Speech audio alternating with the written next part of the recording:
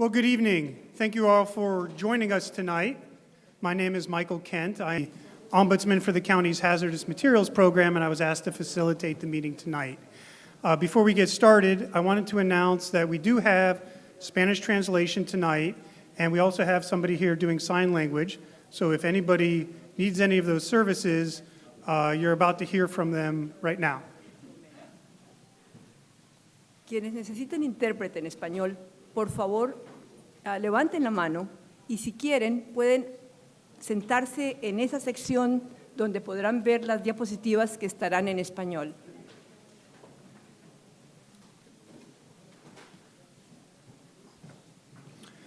So we're here tonight to learn about what's going on at Keller Canyon Landfill in regards to the activities at Hunters Point.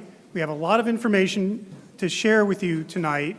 So I'll be facilitating. We have a fair number of speakers that have a lot of good information about what we know and where we're going and what we plan on doing. What we'd like to do, because we have such a large crowd, is we have purple speaker cards over on the tables. You might have seen them when you came in. And after we have all our presentations, we're hoping those presentations answer a lot of your questions. But if not, then if you have other questions that you don't get answered during our presentations, please fill out a speaker card, and then at the end, we'll have all our speakers up front, and I'll try to ask them the questions on the speaker card, trying to summarize them and group them as best we can. Christian, with our Environmental Health Department, can you raise your hand, please? We'll be going around during the meeting with blank speaker cards and then collecting other speaker cards to provide to me. So please do that, and please try to write legibly so I can read your questions. As you noticed when you came in, we had computer sign-ups. The major reason was so we could read your email addresses. So if we have follow-up information from this meeting, both about future activities and if there's any questions that we couldn't answer tonight, we'll have your email addresses and we'll be able to email you that information. So if you haven't signed up yet, please take a moment to sign up and have your email. If you don't have email, then put your street address. And Marilyn Underwood, who is right here, please stand up, Marilyn. She's the director of our Environmental Health Department, and she'll be recording questions that people have that we're not able to answer tonight. So just want to make sure everybody knows if there's things we have to get back to you on, Marilyn will be taking that information down and we'll be getting back to people. I covered the Spanish and sign language. Are you getting set up okay? Okay. Last thing I wanted to mention is restrooms are out and to your left, and that's all for me for now. So what I'd like to do now, if you're ready to go. You ready to go? Okay. Then what I'd like to do first is introduce the director of our planning department. I don't see him. Here he is. This is John Kopchik. He's the director of the county's Department of Conservation and Development, which is essentially our planning department. And he's here tonight just to observe and learn. And if you have any questions afterwards, I'm sure he'll be happy to talk to you. And with that, I'd like to introduce the county supervisor from this district, Federal Glover, to do a brief introduction and welcome. Thank you.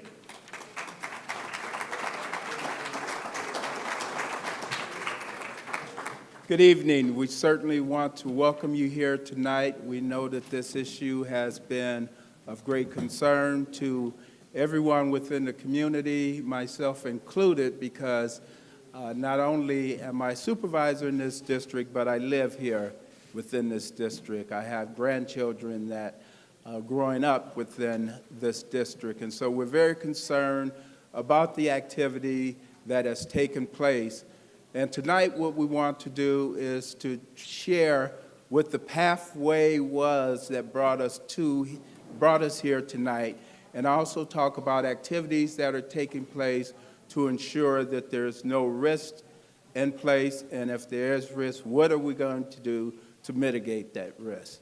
And so it's a night for you, the citizens, to hear what the process has been, to understand what's going on and what took place, that we're here tonight, and what we're doing to make sure that you are safe and are not at risk with the independent investigation that will take place. Marilyn Underwood, who's leading this charge from the county, we have a process in place where we're now looking for an independent investigation to take place. We have put out an RFP. That RFP will bring along individuals who have bidded for the job. We're close to the end of that. She'll give you more details. And once that is done, then we will have some testing done on site here to be assured of what is and what is not on site here. So with that, I want you to really be able to get your minds clear. If you have questions, please ask those questions. This is your night. Do not leave here without your question being answered.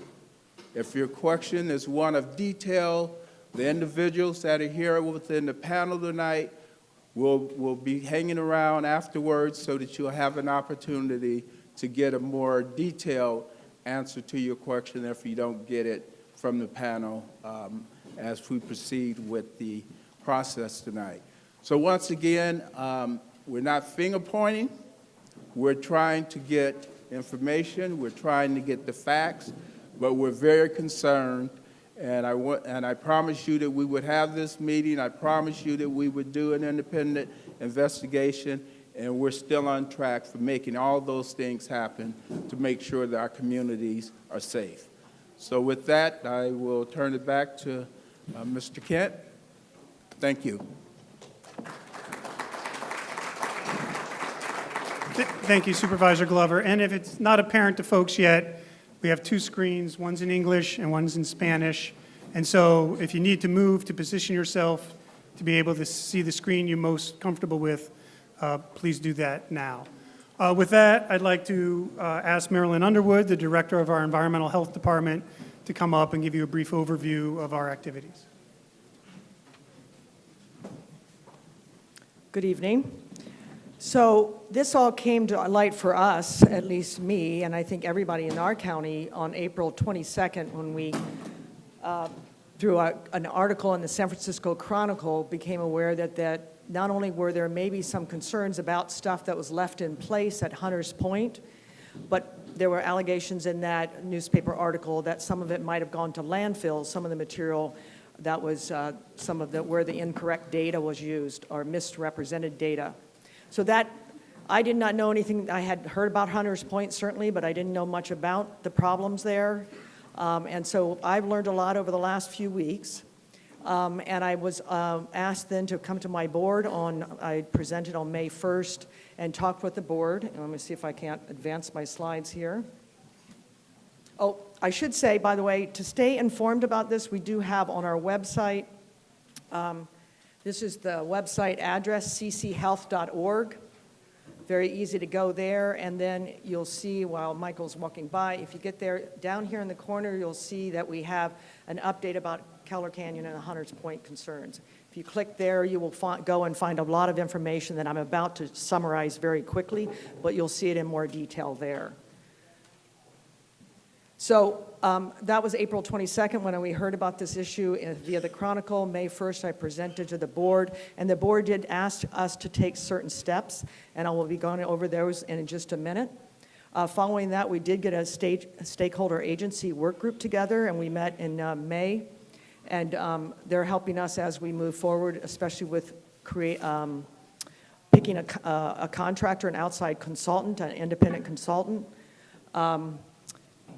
We have this meeting tonight, and then I am going to be back on the Board of Supervisors agenda on July 10th, I believe, is what we're projecting. So when I presented on May 1st to the board, I had some recommendations, and then the board had some additional steps. One was to return to the board actually in a month, and it's turned out for a number of reasons that that's not going to happen until July 10th, not a month after May 1st. I was also asked to go to the various agencies, and including the Navy, and ask them why didn't we hear about this before this. That's actually still in progress. Notification protocols, one of the things was the board and the city of Pittsburgh asked us to create a mechanism so we make sure that we notify them anytime anything strange happens at the landfill that they tell us about. We in turn will tell the board, and actually that happened just a couple of days after May 1st when a load of debris was brought to the landfill that might have had a gun in it, and so the police department and the city involved asked them to pull that shipment aside until it could be looked through, and so in turn we did let City of Pittsburgh and the supervisor know about that, and we will be notifying both when we hear any other issues like that. The other thing we were supposed to do was write a letter to all of our representatives saying we need help from state officials, we need help from federal officials, US EPA, State Department of Toxic Substances, the Navy.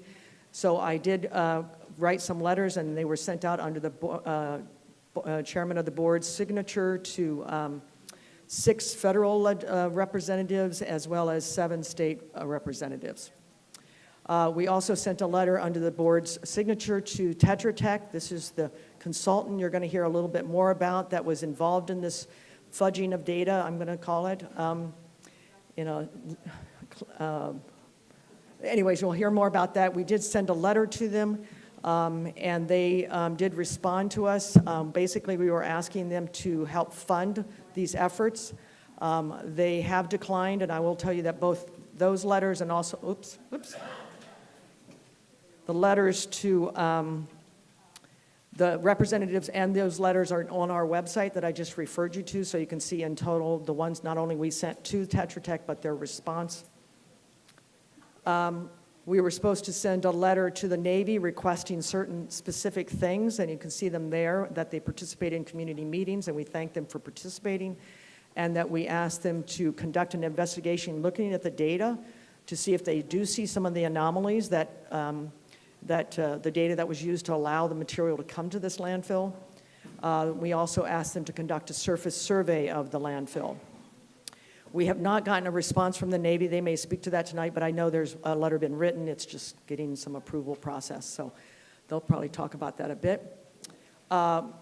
We are looking into the history of, let's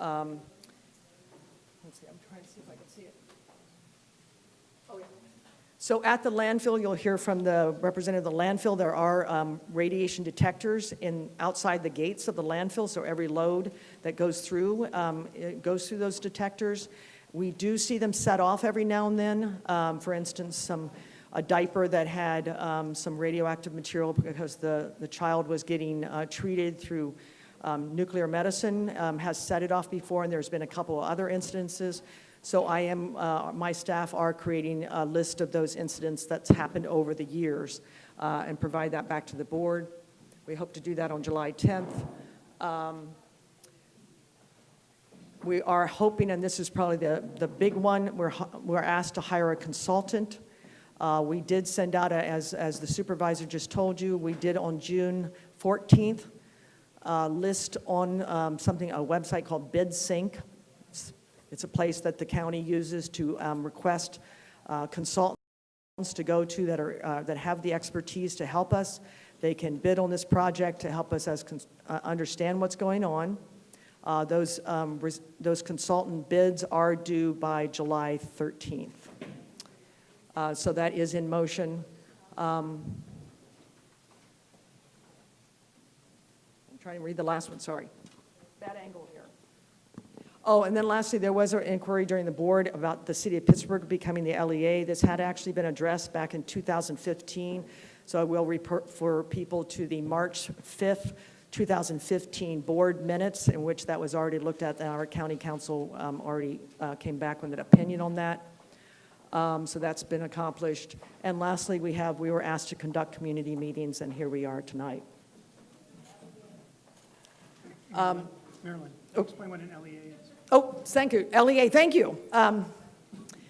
The Cal Recycle, which is a state agency, is the agency that oversees landfills that collect domestic garbage, such as the primary things that go to Keller Canyon.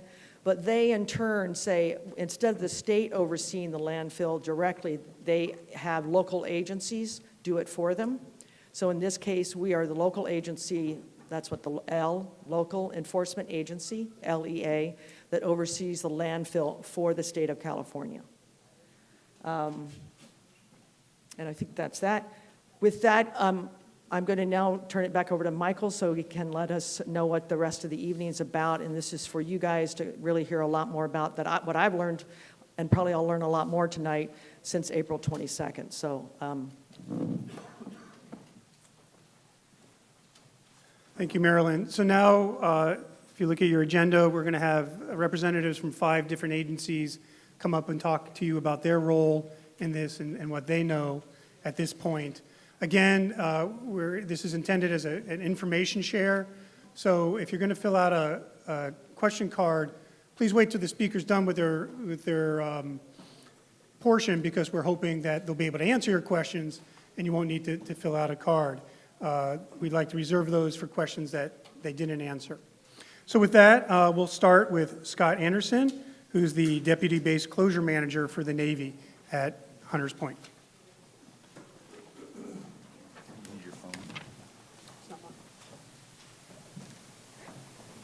Welcome. Thank you all for being here. Sorry about that. Can everybody hear me? Great. Thank you again for being here. Scott Anderson. I'm the Deputy Base Closure Manager for Hunters Point. A little bit more about myself is I've been with the Navy BRAC program for 15 years, and I've got 28 years experience in the environmental consulting business. And so I wanted to thank Supervisor Glover and Dr. Underwood for getting this and putting this together. The Navy welcomes a chance to meet with the public and provide accurate information on our program and what we're talking about here on waste that were generated and disposed of at Keller Canyon. So hopefully you guys will all get the information you need and alleviate some of the concerns that you have concerning the soil disposal at Keller Canyon from Hunters Point. So thanks again. We appreciate that. Oh.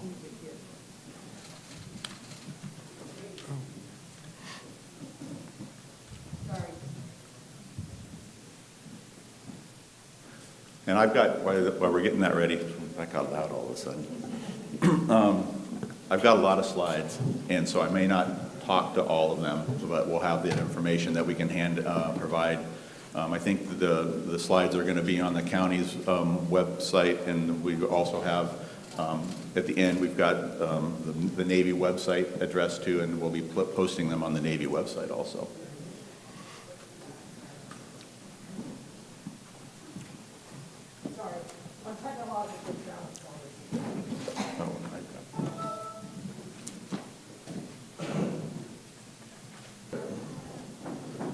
Takes me a little while, but I'll get it. So the purpose of this presentation is, one, to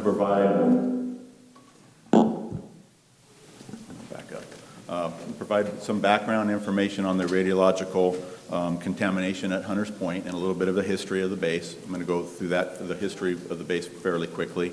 We're going to provide an overview of the current radiological data evaluation or reevaluation, and then the reinvestigation that's going to be happening here shortly, and that's from the Tetra Tech work are those two items.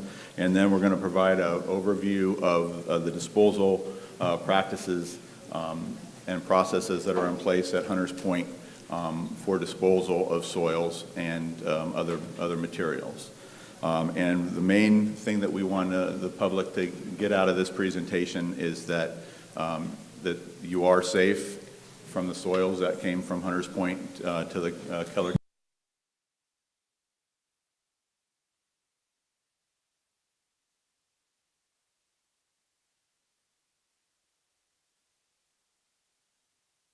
It was founded as a commercial dry dock in 1869, and it was owned by private companies at that point.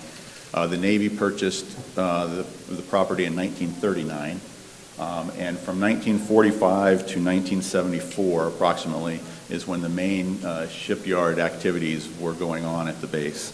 From that, and how it ties into the radiological issues that we're having, is during those shipyard procedures, there was a lot of times they had luminescent dials, deck markers on the ships that were scraped off or whatever as part of the maintenance, and some of those got into the soil, and I'll explain some of that later in the presentation. I've got some pictures and stuff like that that show some of those activities. And then also, it was partially occupied by the Naval Radiological Defense Laboratory from 1948 to 1969, and that's where they did some ship decontamination from the Operation Crossroads in 1946, and they also did testing of radiological on living organisms and how it affected equipment, various types of equipment. And those are the two main areas of what we're investigating now. We're from those two processes. And then in 1974, the Navy stopped the shipyard operations. And in 1991 the base went through the BRAC round, which is a base realignment and closure. And then it was operationally closed in 1994, and then that's when the BRAC started our environmental cleanup work. And so these I'm going to go through fairly quickly. I think John Fassel with California Department of CDPH, Public Health, may go into this a little bit more during his presentation. I just kind of wanted to give, radiation's a pretty complicated subject, and we don't have enough time, and I'm not the expert that can get into it real deeply, but I wanted to give you a kind of an overview of what we're talking about. Radiation is an energy that comes from the source that travels through space and can penetrate at various levels depending on the type of radiation it is. At Hunter's Point, we're basically dealing with three types, alpha, beta, and gamma. And from the diagram, you can kind of see of how the different penetration rates from those three are. Some can't, like alpha, basically doesn't travel through paper, and beta through plastic or aluminum, and then with gamma, if it's underneath soil or concrete, you don't get readings from gamma. And there are some of the different types of radiation there are, from light waves, radio waves, X-rays, microwaves, all give off some form of radiation. And 99% of the contamination, or what we're finding at Hunter's Point, is from radium.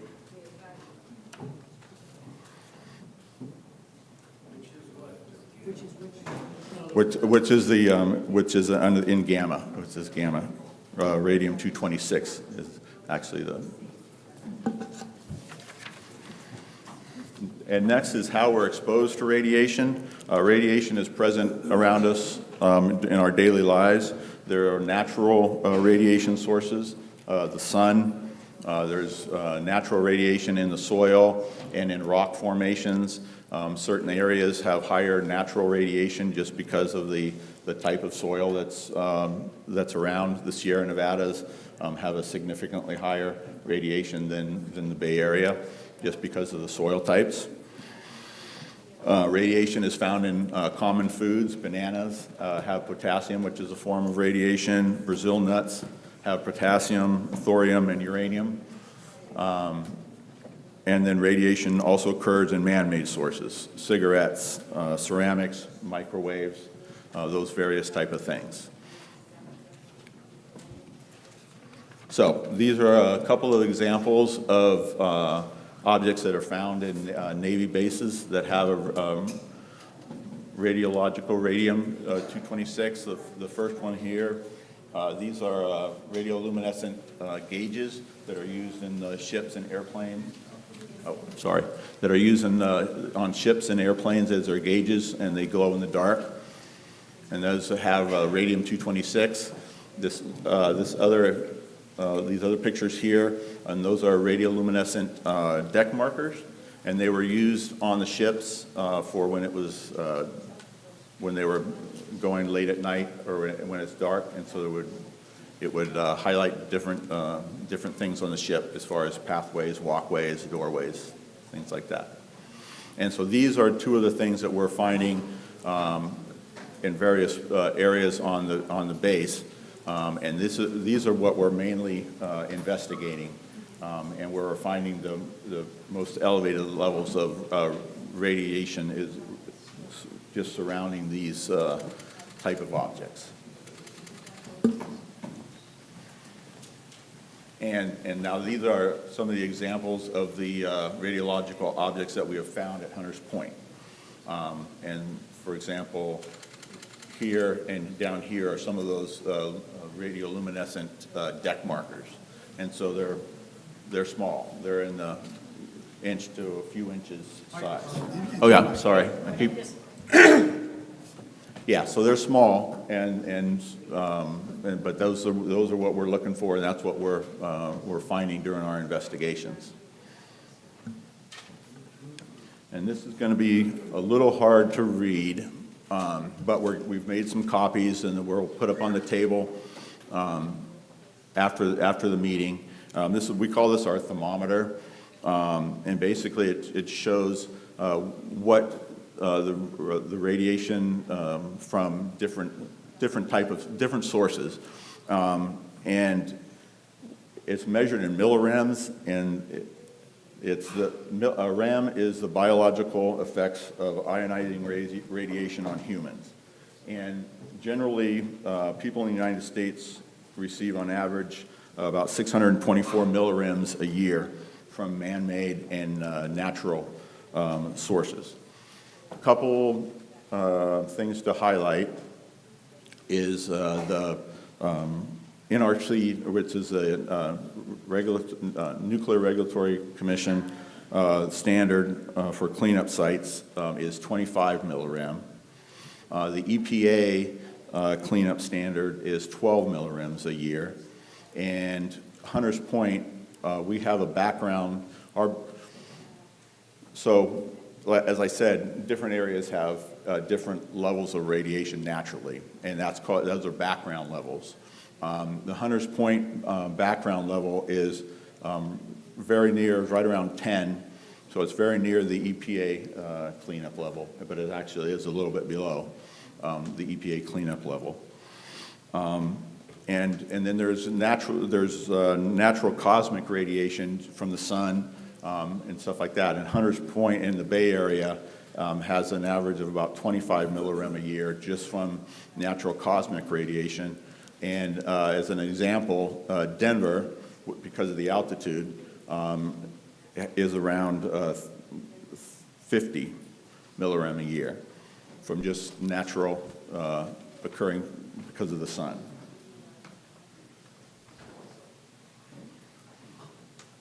And here we have, and now, so I'm kind of switching gears and kind of going to be talking a little bit about the data falsification and give you a little bit of a update on what's happened, and the timeline of that.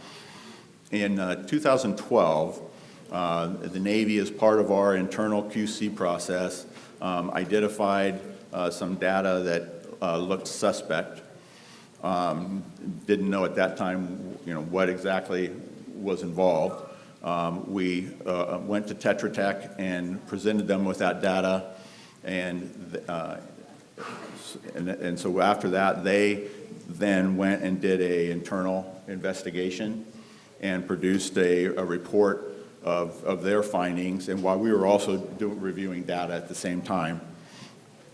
And then after they presented their findings, there were certain areas where they went out and did some rework. And that included redoing some of the trenches where they had storm drains, sewer and storm drain lines. They redid some of those, and they also rescanned some of the buildings that were questionable. At that point, and one of the questions was why did Tetra Tech, or why were they able to go out and do their own rework, right? First off, we didn't know what the extent of the problem was at that point. And also part of the federal contracting rules is that contractors have an ability to go out and fix a problem. And so that was kind of this part of that process.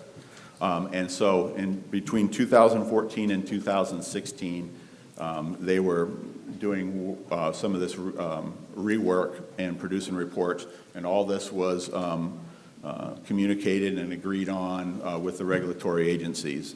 And they reviewed those final reports from Tetra Tech. In 2016, additional whistleblowers came forward and talked and provided information on a more extensive, deliberate falsification of data.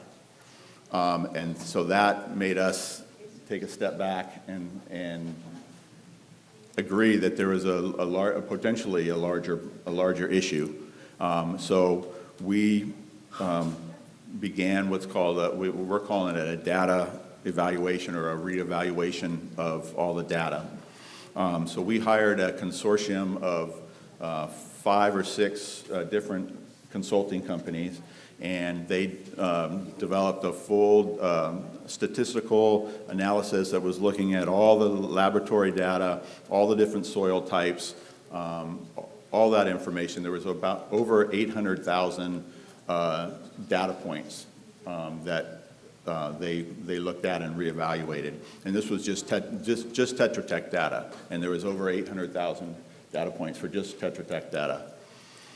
And as part of that reevaluation, we found that it appeared from that evaluation that there was more extensive data falsification than was originally thought, and so we halted any further radiological work until we could come up with a plan on how we're going to address that.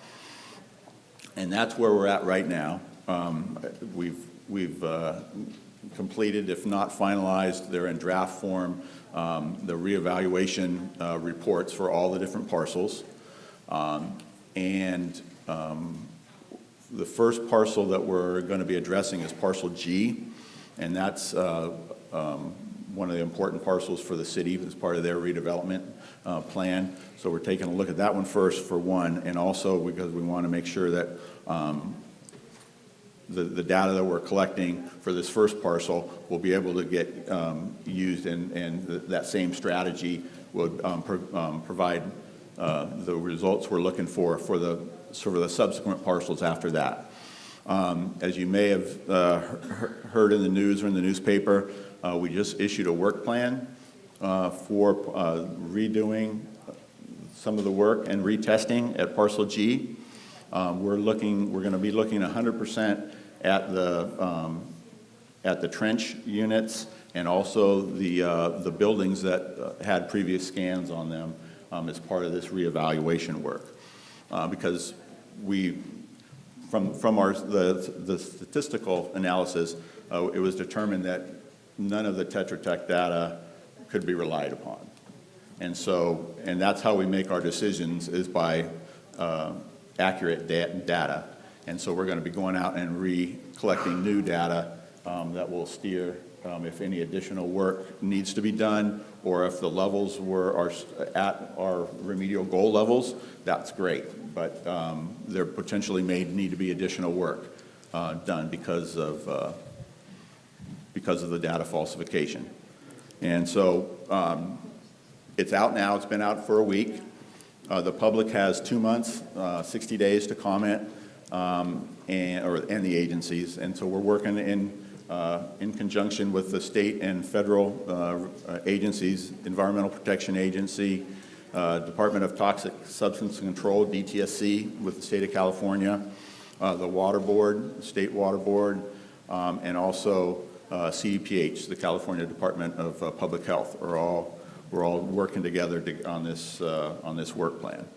So at the end of the presentation, we do have our website up there. The work plan is on the website. The public's welcome to read it and comment if you would like, and we welcome public comments on that. Okay, this slide shows just a little bit of the type of field activities that were ongoing at Hunters Point. We had soil sampling, and so this shows these were either sewer or storm drain trenches that were removed, and so that field crew is collecting sidewall samples of a trench unit. And this picture down here shows actual the sewer and or storm drain line being removed. And these two are doing scans of the building. They're doing a hand scan of the walls, and then this is a floor scan where the machine goes at a slow rate and collects thousands of counts. And it'll identify if there's any gross contamination on the floors or the sidewalls. And so this is all the data that we had to go back and retake a look at.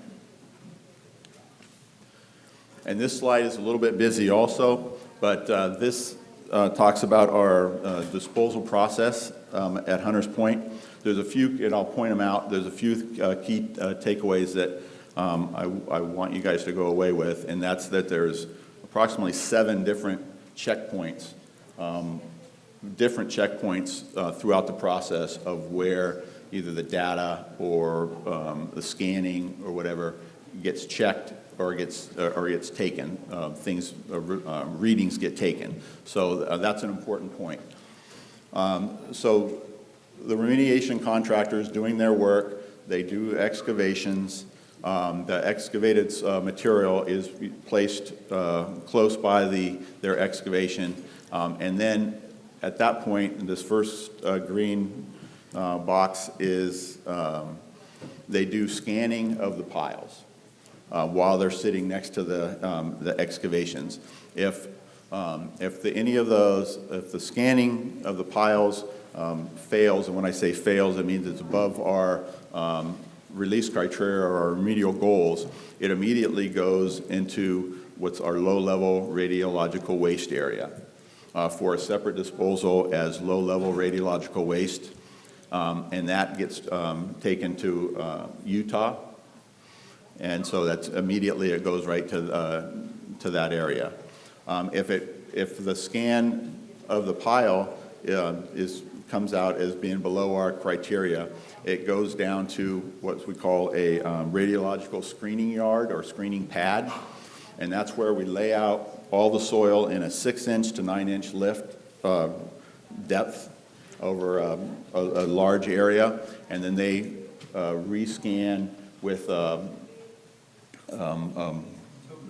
code array or yes, thank you, and rescan it all when it's laid out on these pads. So that's that's the next check. And if anything fails in that, and so it's taking its readings, and it'll alert the technician of it, where if they get an elevated reading, they mark that, and then they come back afterwards and remove that and take it right to the low-level radiological waste bins. And so then it goes through that scanning, and then, and then actual analytical samples are taken of that pile after the scanning. And then those are sent to an off-site approved regulatory agency and Navy approved laboratory. And then we wait, it usually takes about a month for those 30 days for those analytical results to get back, so that soil's staying on those pads during that time. And then when we get that data back, our Navy Radiological Affairs Support Office, that's the Navy's radiological experts, and they're based out of Virginia.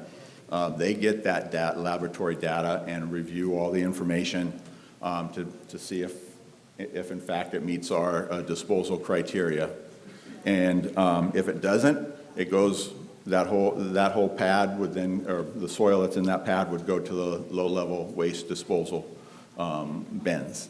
If it does go through if it goes through the RASO analysis and everything looks good, it's then transferred to our transportation and disposal contractor. So it's two different contractors that then handle the soil. There's a contractor that does the excavation work, and they do the initial scanning, and then it gets handed off. Once all the radiological is cleared, and it shows that there's no radiological waste above our criteria, it goes to the next contractor. It's our transportation and disposal contractor, and they collect chemical samples of that soil. And if so, that's another check. And then the T&D contractor does waste profiling of the waste once with that laboratory data, and then it goes through what's the Navy's portal monitor. And Dr. Underwood mentioned this briefly. What a portal monitor is where the trucks drive through. There's radiological equipment on both sides of the truck, and it measures any for health and safety if there's any elevated radiological signatures that are coming off that truck.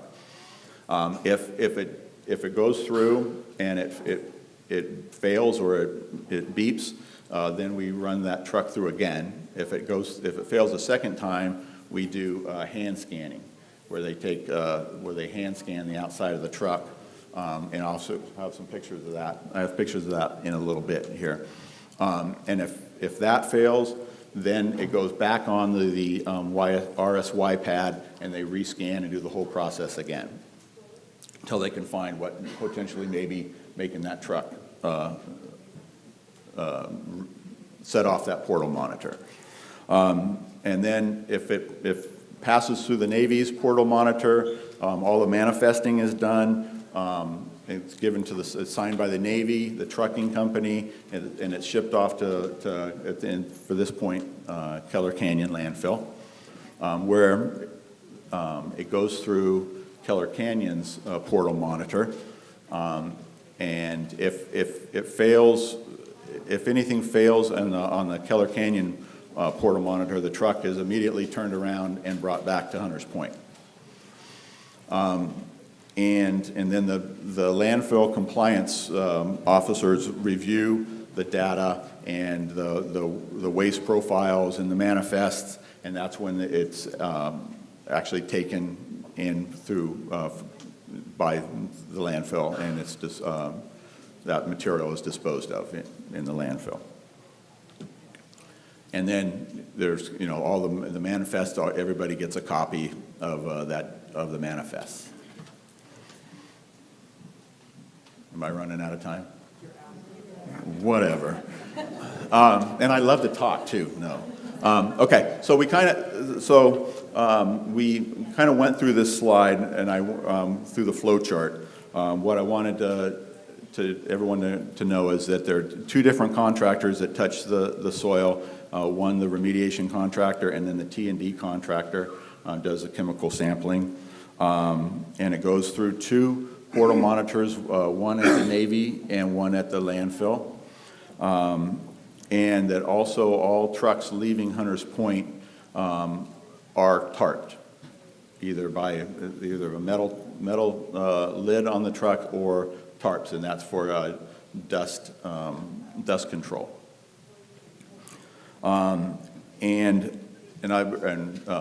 Rick may be able to talk to this, but none of the waste that was shipped to from Hunters Point to the landfill ever set off the portal monitor at the landfill. So that's that's a positive point. The Navy did have 2 incidents in 2014 and 2015 where we did have to bring waste back from Keller Canyon because of some issues, and we'll talk about that more in detail in this next slide.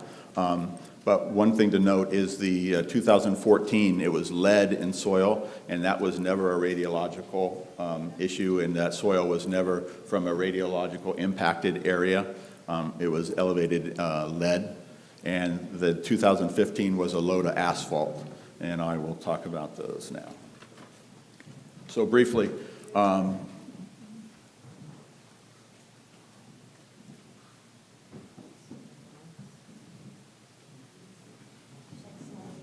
can you forward that on, maybe, for me? This is not working. Okay, thank you. And so in 2014, 42 trucks of soil left Hunters Point for Keller's Canyon. It was on a Thursday and a Friday, and it was caught by our contractor on Monday, and it was their supervisor was on vacation, and another employee there was a chemical analysis done on these soil piles. They directed the disposal contractor to take the wrong pile of soil, unfortunately, and the one that they took had elevated lead levels. And so as soon as we caught that, we contacted the landfill, and we went out and redug up the 987 tons of soil that we brought in, and also an additional 722 tons of soil and debris that were around that soil. And we collected confirmation samples after we were done excavating, and those were all clean below all the criteria. And that soil, when we dug it up, it went directly to the appropriate hazardous waste landfill. We didn't even take that back to Hunters Point. Real quick, and then in February, 9 trucks of asphalt were left Hunters Point for Keller Canyon, and asphalt's a little bit different. They do a scan of the pile, but there's not manifesting or anything like that for asphalt, and so there was a mistake in what pile was taken, and the pile that was taken hadn't actually been scanned, which was a mistake. And so that as soon as the next day, with a Navy QC person identified that there was an issue, and so we came back and re-excavated the asphalt from the landfill. There was 218 tons of asphalt, and we removed an additional 102 tons, and we did a radiological scanning of the landfill after we were completed with that, and it all came back below criteria. That asphalt was taken back to Hunters Point and rescanned. There was a small rock that was above our disposal criteria. The other thing to know is our disposal criteria is very near background. We're almost cleaning up to background levels. So there was a rock that triggered, and also a chunk of asphalt, about a foot chunk of asphalt that had some concrete embedded in it, and that's what was giving us our reading. Those 2 things went to a low-level RAD, or low-level disposal bins, and the rest of the asphalt actually came back to Keller Canyon. What company did that review in February 2015, the soil that came back? Yeah, let's hang on to our questions till the end, thank you. Yeah, and so as part of this, we took a look at our processes, and we did, and the contractors did full-on reports to the Navy and the agencies on what went wrong. We updated our processes for better identification, employee training, and those type of things, so that wouldn't happen again. Next, if you can help me out. Okay, so here's just a few of there's a screening. This is a screening pad, and this is the array that's going over and taking the measurements of the soil. This is the portal monitor where trucks are going through, and this is a picture of where they're actually doing a hand scanning. About 5% of the trucks going out of Hunters Point have triggered the portal monitor, where then we've had to go and pass them through again, or maybe remove a piece or something that maybe have triggered it. But nothing has left the base that had our portal monitor going off either. Okay, next. Next steps is we're working closely with the county, the state agencies, and the landfill to provide, or we're reviewing all the data, all the disposal procedures for the Navy and the landfill. And to date, we've not found any issues with the data or anything that's left the base and gone to Keller Canyon. Because of the data falsification, we also in 2016, hired a third-party quality assurance consultant that reviews all the disposal activities as a third-party independent review and check. And we're working with the Board of Supervisors, the county, and the City of Pittsburgh, and all the agencies on assuring that the soil disposal activities at Hunters Point are meeting the criteria that's required, and that the public is safe because of those activities. And lastly, did I miss it? Yeah, no, lastly, is the community safe? I wanted to emphasize that our first priority is to ensure public safety, and we're working hard on the reevaluation of the Tetra Tech data to assure that the public is safe, and we're committed that the waste generated at Hunters Point meets the proper disposal requirements to the landfill that it's going to, and that the public is safe. And then the last slide is, if it gets to it, is contact information. Has Navy website, mailing lists, and information on Radiological if you want to have an exciting read. And yeah, and so we've got some of those. We've got the thermometer and this page. We brought some extra copies we'll put over on the table if anybody wants further information. So again, I apologize for going long, but thank you all for showing up, and we appreciate you letting us present here. So thank you. I'm going to be here. We're going to save the questions to the end. Yeah. He's not going anywhere, and what we want to do is get all the speakers up so we can get all the information out. So while the next speaker's coming up, if we can get the slides put up. And next, we want to bring up John Fassel, who's with the California Department of Public Health, Radiological Control Branch. He's the Chief of Inspection, Compliance, and Enforcement.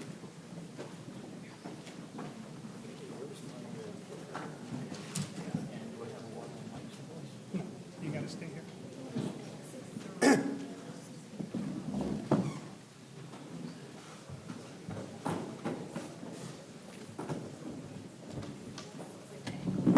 Yeah. Okay. I'm John Fassel. I'm with the California Department of Public Health. And I'll be covering 4 general topics for this briefing. First, the potential sources of radiological contamination at Hunters Point Shipyard. Second, the CDPH interactions with the Department of Toxic Substances Control. Our role in the rejected asphalt load of February 2015. And most of my slides will be dealing with the radiation safety with regard to the public as far as Keller Canyon landfill goes. Okay, so let's see. I don't want too far. Okay, first of all, for the sources of contamination at Hunters Point, we have the radioluminescent dials and deck markers. Those are on one of the Navy slides. Yes, they do glow in the dark. You can see them at night. But if you have any amount of soil covering them at all, you cannot see them, which is why you need to have detectors to find them. Some of these are found under about 6 inches of soil. You can't find them at all. So generally, when you lay them out to try and find them in the soil at Hunter's Point, you have to have a lift. It's called a lift. You have a layer you lay out, and you hand survey it. And if it's more than 6 inches of soil, you probably won't find something. The calibration sources that are used to set up radiation detection devices and instruments, these are very, very small sources typically. These are much, much lower in intensity than the glow-in-the-dark sources. As far as radiography sources for portable radiography machines, they do have X-ray machines as well, but typically it's a gamma ray device. And these radiography sources are very powerful, but they have a half-life of about 130 days. None of those should be left on the site. It is possible, because Hunters Point is so old, that there could be a larger radiography source made of either cobalt-60 or cesium-137. Well, typically it's a cobalt-60 source. These are very old sources. Those would probably be encapsulated in lead, and there was a time when those were disposed of routinely by dumping them off of ships, but that was typically known from the Gulf of Mexico. It would not be a practical thing to do around Hunters Point, simply because Hunters Point did other things with radioactive materials, such as the Naval Radiological Defense Laboratory activities. This was a laboratory in which they were allowed to do all manner of interesting experiments. Back in the 40s, when they were first trying to do work on radioactive materials and see things, how things work, one of the things that was worked on was various cancer therapies. And so they would have these fairly powerful radioactive sources that were used to treat, like you might use on animals, so they would measure what the radiation fields were. And the idea was to see, is this something we can use to cure cancer? And this is one of the institutions that had an effect on developing cancer cures later on. Some of the first things that they developed were cures for leukemia. And they were looking for anything they could do with radioactive materials, because after all, if you have all these nuclear submarines, we have nuclear materials being produced. They're trying to find the good things in radiation. So this is one of the things that was done there. There's something called the peanut spill. It's a small area of cesium-137. It was a liquid. It was dumped out the back. And what happened was, this was in something called parcel C. They had a small peanut-shaped area where someone had taken basically radioactive wastewater, fairly low levels of radiation. They dumped it on soil, and they had another spill that was dumped on asphalt as well. And the spill that was dumped in soil was remediated, so they reduced it down to very low radiation levels in that soil. On the asphalt, some of it stuck, again, pretty low levels, but we believe that was probably the source of what few spots of radioactive materials that were found on that load of asphalt that came over. Lastly, they also did some ship washing over there. So you might have a ship that would be downwind of a test of an atomic bomb out in Bikini Atoll. And those ships, some of those were washed off at Hunters Point. Next, we have, what is our affiliation with Department of Toxic Substance Control? We provide consulting services to the Department of Toxic Substance Control on radiological contamination cleanup at Hunters Point. This is mostly done through our environmental management branch. We have a representative from that branch here tonight. Her name is Sheetal Singh. Sheetal, can you raise your hand? Right here. We also help with other Department of Defense sites. In this capacity, CDPH performs a few major tasks. First, we review the cleanup work plans to determine if they're adequate. We also look at their radiological survey data and conduct confirmatory surveys and sample analysis to try and verify that cleanup has been adequately done. We also evaluate the data that has been provided to us to be sure that the adequate standards are met so the site can be released and subsequently property can be transferred. Third subject, our role in the rejected asphalt load of February 2015. A contracted hauler for Hunters Point got improper access to contaminated asphalt at Hunters Point and proceeded to haul 9 truckloads to Keller Canyon landfill. What my inspector told me he found in his investigation was that they had a fenced area that was marked contaminated, or something to the effect of this is soil that should not, asphalt should not be taken, and they got past the fence and brought 9 truckloads over here. A whistleblower who has been identified as probably a Navy-related person then proceeded to notify CDPH about this. My inspector was on the site within a couple hours after it happened. determined that, okay, all this stuff, it goes right back to Hunters Point. It was not present at this Keller Canyon landfill for very long. We believe it was less than a day that it was there. The truckloads were sent back to Hunters Point along with an additional 11 truckloads. I have also heard as little as 5 truckloads, but it's something in that range of additional truckloads. This was soil that was under the asphalt or nearby asphalt to make sure that it was all removed from Keller Canyon landfill. And then we conducted split sampling of the soil with Tetra Tech. They went out and they take a sample, it's around 8 samples, brought up of the bulk soil, and it was analyzed both by our lab and by Tetra Tech's lab. They were found to be background levels of radioactivity, so nothing significant in the asphalt or in the soil, which was found in a bulk sample. However, when they took the same asphalt material back to Hunters Point and put it out in individual lifts and did surveys with meters, they were able to find about 6 or 7 pieces of asphalt of foot to hand size that were contaminated on one side with cesium-137. Later scanning of the rejected loads found several foot to fist size pieces of asphalt which were contaminated on one side. Yeah. Okay. Now, what you're most concerned with is just what impact is all this radiation safety in the public with regard to the Keller Canyon landfill. So I'll be covering the routes of potential radiation exposure to the public, time, distance, and shielding, the normal public radiation exposure, and how does living near Keller Canyon landfill affect your exposure. First, the potential routes. We have 4. Direct exposure, which is important if you are right at the landfill or near a transport route. Windborne dust. This would be important if dust was coming off the landfill, how much is coming off and where does it land. The drinking water. Well, it so happens that the water that goes into the landfill it passes into the landfill, goes down to the bottom, is caught by a liner, goes through a pump, and is re-injected back over the landfill. The idea being to keep, if it goes into the landfill, it's supposed to stay on the landfill.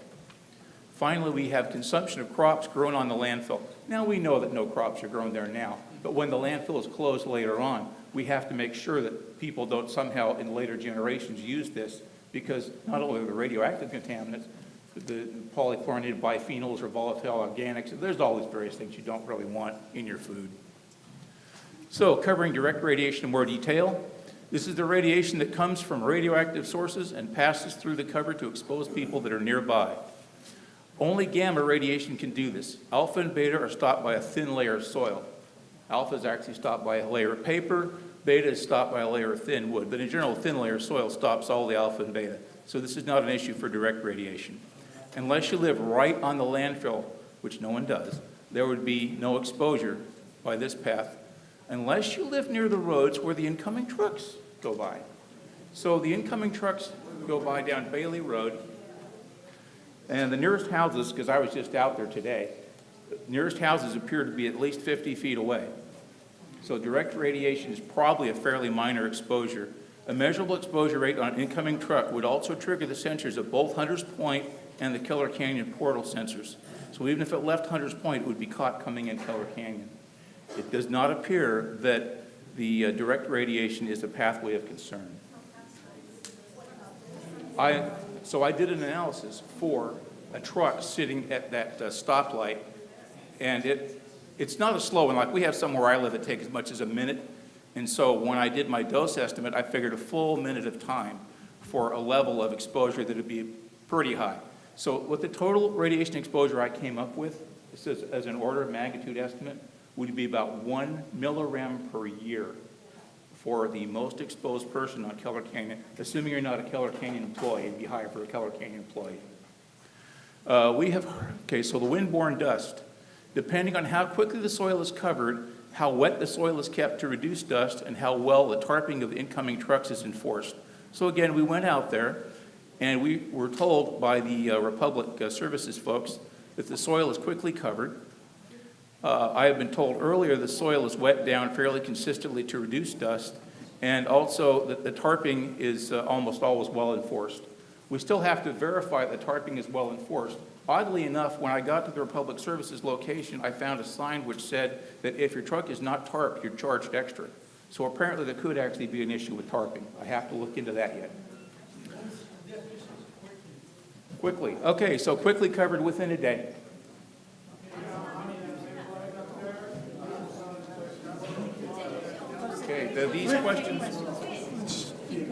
keep going, okay? Questions can come on to question speaker cards. Okay, CDPH has heard that soil is covered within a day or two. Water sprays are used infrequently to keep the dust in all the trucks are tarped. If dust is a problem, the highest exposure would be closest to the landfill. Drinking water. City of Pittsburgh is checking into the drinking water monitoring that is done to ensure public health and safety. There does not appear to be a pathway between the landfill and the drinking water supplies. Monitoring wells exist around the landfill to verify compliance and that the landfill liner is leak-proof. Crops on the landfill. While no crops would be grown on the landfill at this time, there should be land use restrictions in place to prevent this after site closure. The site should be clearly marked so that future generations would be aware of its former use. Time, distance, and shielding. The total exposure to radiation is figured from how many hours at how many millirem per hour. Most time calculations for residential use assume you are at home all the time. Most time calculations for working environments are about 2,000 hours per year. To calculate the exposure time for transportation, you would assume a maximum of about 1 minute, since the worst case would be a house or on a transport route next to a slow stoplight. This would need to include how many loads came through each year. Distance and shielding. Every time you double the distance, the exposure is cut by 4 times. Every time you triple the distance, the exposure is cut by 9 times. The landfill is sufficiently far away from residences that no radiation exposure from direct radiation could occur. Windborne dust would not contain enough contamination to cause measurable exposure unless it was eaten or breathed in. When the body is in play, the distance is 0. So this is where windborne dust is probably your most important pathway. Transport usually would have at least triple the distance of the dose measurement from the load being hauled, so about 1/9 of the exposure, and probably far less. Shielding. Alpha and beta are stopped by a thin layer of soil, and so they would not be important. Although if they were in the windborne dust, they could get into the body. Gamma radiation is blocked by a thick layer of soil, concrete, or water, or a thin layer of lead or iron. The radioactive source buried in the middle of a load might go undetected because of the shielding, but then it would not really be noticeable as a dose while transported. Once it got to Hunter's Point, the soil is supposed to be surveyed in thin layers. Okay, Hunter's Point, the soil is supposed to be surveyed in thin layers to make sure all such sources are detected before transport. But if one did get through, it should theoretically be buried. Now, the normal public radiation dose is approximately 620 millirem, half from natural sources and half from man-made sources. Man-made sources including medical procedures, a few consumer products like smoke detectors, and from nuclear medicine. For the natural, we have terrestrial, cosmic, and radon. For terrestrial, we have this sort of exposure. Contra Costa County, on this rather attractive map, has a level of 4.5 millirem per hour, and that particular dosage is about the national average. So Contra Costa County is about average for that. For radon, Contra Costa County is better by far than most of California. We have only about 6 to 9% of the tests of radon that are reported in this county that are at levels that are considered in any way hazardous by the Environmental Protection Administration. Most of the houses that are subject to radon are those that have basements. Therefore, there's not many houses that have basements. Therefore, not very many have radon problems. Finally, we have cosmic rays. This slide's very scientifically oriented, but all cosmic ray slides are. What they show is that most of the exposure comes from cosmic rays from the sun. Some come from our own galaxy, and very, very few come from other galaxies. Pretty much most of the flux is going to be from the primary cosmic rays that break down in the upper atmosphere, and you get secondary particles, so the higher up you live, the greater the problem. Since we're pretty close to sea level here, cosmic rays are a pretty minor source in this county. So how does living near Keller Canyon affect your exposure? Considering everything covered so far, we have transport appears to be low, possibly so low as to not be measurable. This could be verified with dosimetry, which could be put into place. Direct radiation, unless you work at the landfill, you would have no exposure this way. Drinking water appears to be at natural background levels. It's still being investigated. Wind-blown dust appears to be low given the precautions, assuming that we have been given accurate information. Finally, we have how the actual dose compares. So this huge block of red here would correspond to about 10 rem or 10 rads. Those will be about the same. That's the lowest level that's ever been shown to increase the cancer risk. Meanwhile, the dose you're probably receiving here is 1 millirem per year, which would be approximately 1/4 of an airline flight from New York to Los Angeles, or the equivalent of eating 100 bananas. And that concludes my part.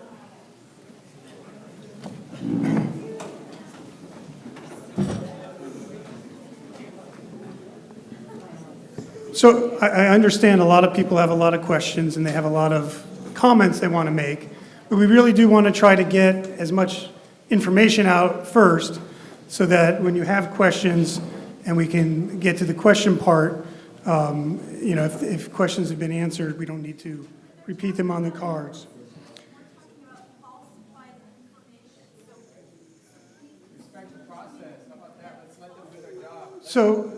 So try to frame that on a card, and when we get everybody up here at the end, we can talk about that. So we want to get all the information out first, and that's what we're going to try to do. So next, we're going to have Rick King, who's the general manager of the landfill, come up and talk a little bit about what they do at their end. And Christian, if you can key up the presentation. Oh, it already is, great.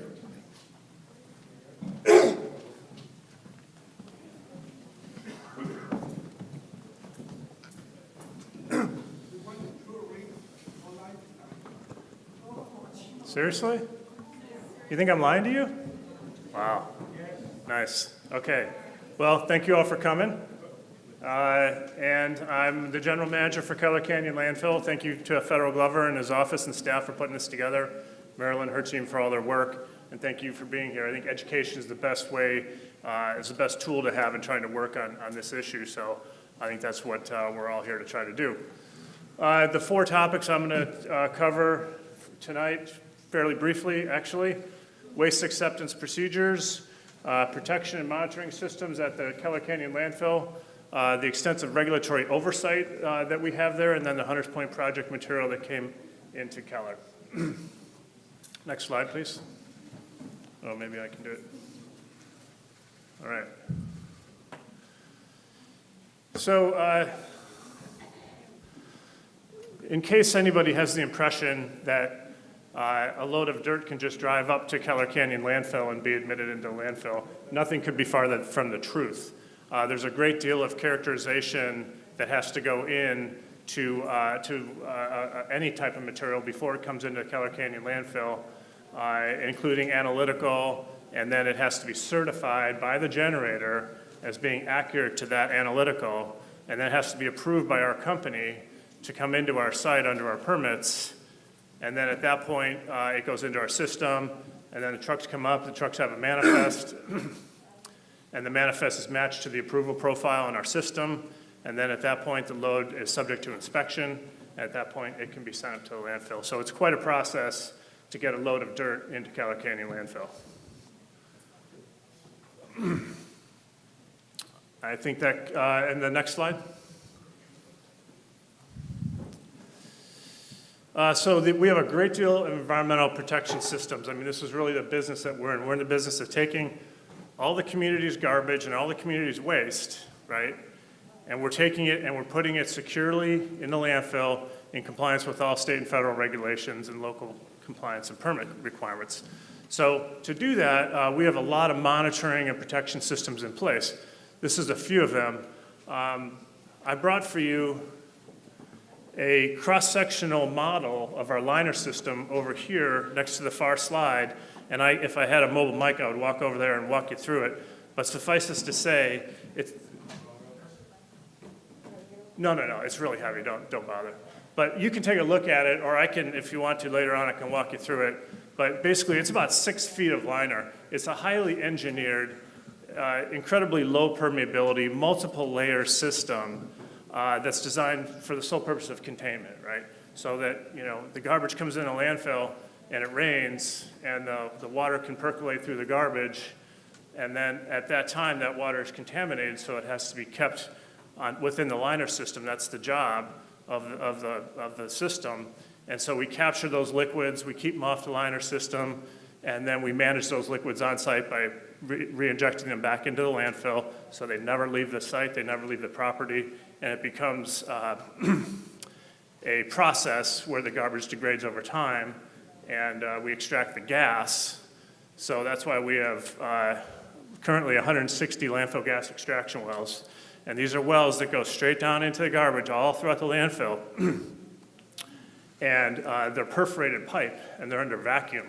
And their whole job is to extract any gas that's generated as a result of the decomposition of garbage, which is what happens to garbage over time. It decomposes, it puts off methane gas, so we have to capture all that gas. And what we're able to do with that is we're able to make electricity with it, because it's basically natural gas. And so we have a power plant on site, and that power plant powers approximately 3,000 homes with the landfill gas that we capture on site. I can tell you that that landfill gas system is critical to our operation. We have a great deal of monitoring that goes with that. So we have to walk the surface of the landfill, or a consultant walks the surface of the landfill with a detection device 2.5 inches off the surface of the landfill, and it looks for any exceedances of methane gas throughout the whole landfill. So in other words, the whole landfill has to be under vacuum. We're extracting the gas, we're making electricity with the gas, and we're powering homes. It's quite a process. We also have 35 gas migration probes to detect if any gas were to migrate off-site underground, right? So we're monitoring the surface to make sure none's getting into the atmosphere, because methane's a powerful greenhouse gas. You can't let it go into the atmosphere. And then we look for also any underground migration of gas, which would not be good. So we have 35 gas probes. We have 23 groundwater monitoring wells all around the landfill, so that we can on a semi-annual basis or a quarterly basis, we sample the wells, we take the samples, send them to a lab, they analyze them. We take those reports, we send them to the Regional Water Quality Control Board, and they review them, determine if there's any exceedances, which there aren't, and we can demonstrate that our landfill liner system is working and we're not having any impact on local groundwater. In addition, we also monitor our surface water. So the surface water leaves the site in 3 locations, and the sort of the canyon area where the fill is, that surface water goes down to our sedimentation basin. That is monitored. It's a big basin designed to hold up to 1,000-year storms, so it rarely discharges, but when it does discharge, we sample that, and we also send that data to the Regional Water Control Board. The other locations receive surface water from our property, but not within the disposal area, and that is also sampled and sent to the water board. And so I talk about the blanket leachate collection system. You can see that in the model over there. And basically, it's, as I described, to capture all the liquids or any liquids that percolate through the waste, become contaminated. They hit the liner system. They come off the liner system, so they're not allowed to sit there. And then we manage them on site, as I described. So that's the blanket, and I call it a blanket because it's the whole liner system is the leachate collection system. It's not just various spots. Next slide, please. So as I mentioned, we are highly regulated. We get inspected at least once a month by one agency or another. The county comes out at least once a month. The water board comes out periodically. The air district comes out periodically. The waste board comes out periodically. And then various other agencies also come out periodically. None of these inspections are ever announced. They are always just show up. It's part of doing business. And we work closely with the agencies. If we have an issue, they're the first people we call. In the 2014 soil issue from Hunters Point, they're the first people that we called. So we want to make sure we work hand in hand with our regulatory partners to make sure that everything's getting done properly. We have permits that are, multiple permits that are very thick and have a lot of conditions, and we need to stay in compliance with them. And so the more closely we work with the regulatory agencies, the better that works. So that's our job.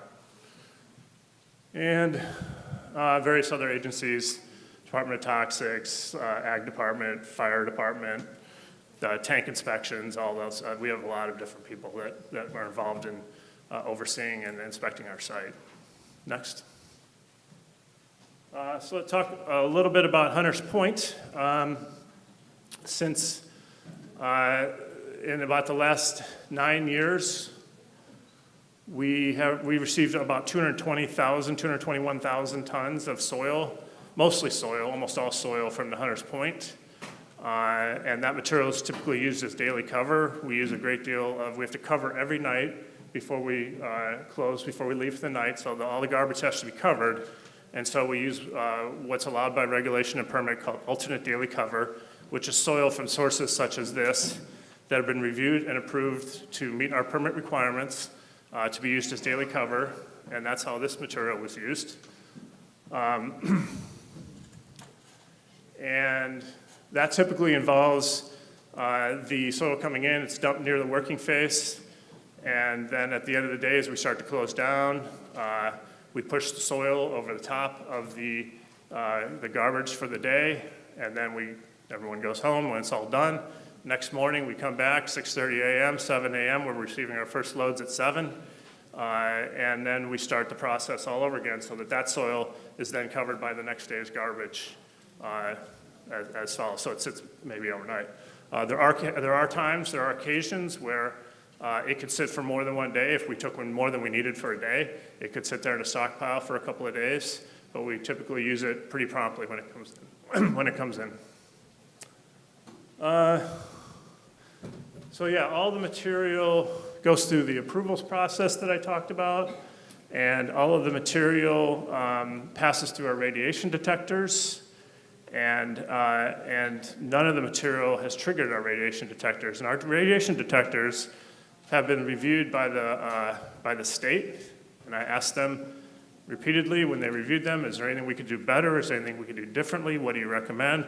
They said, you're doing everything right. You're doing everything you reasonably can do. By the way, these are not required to be put up. Not every landfill has them. Most do because it's a smart thing to do.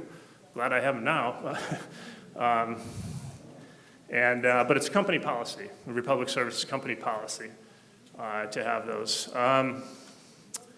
And none of these loads triggered our radiation detectors.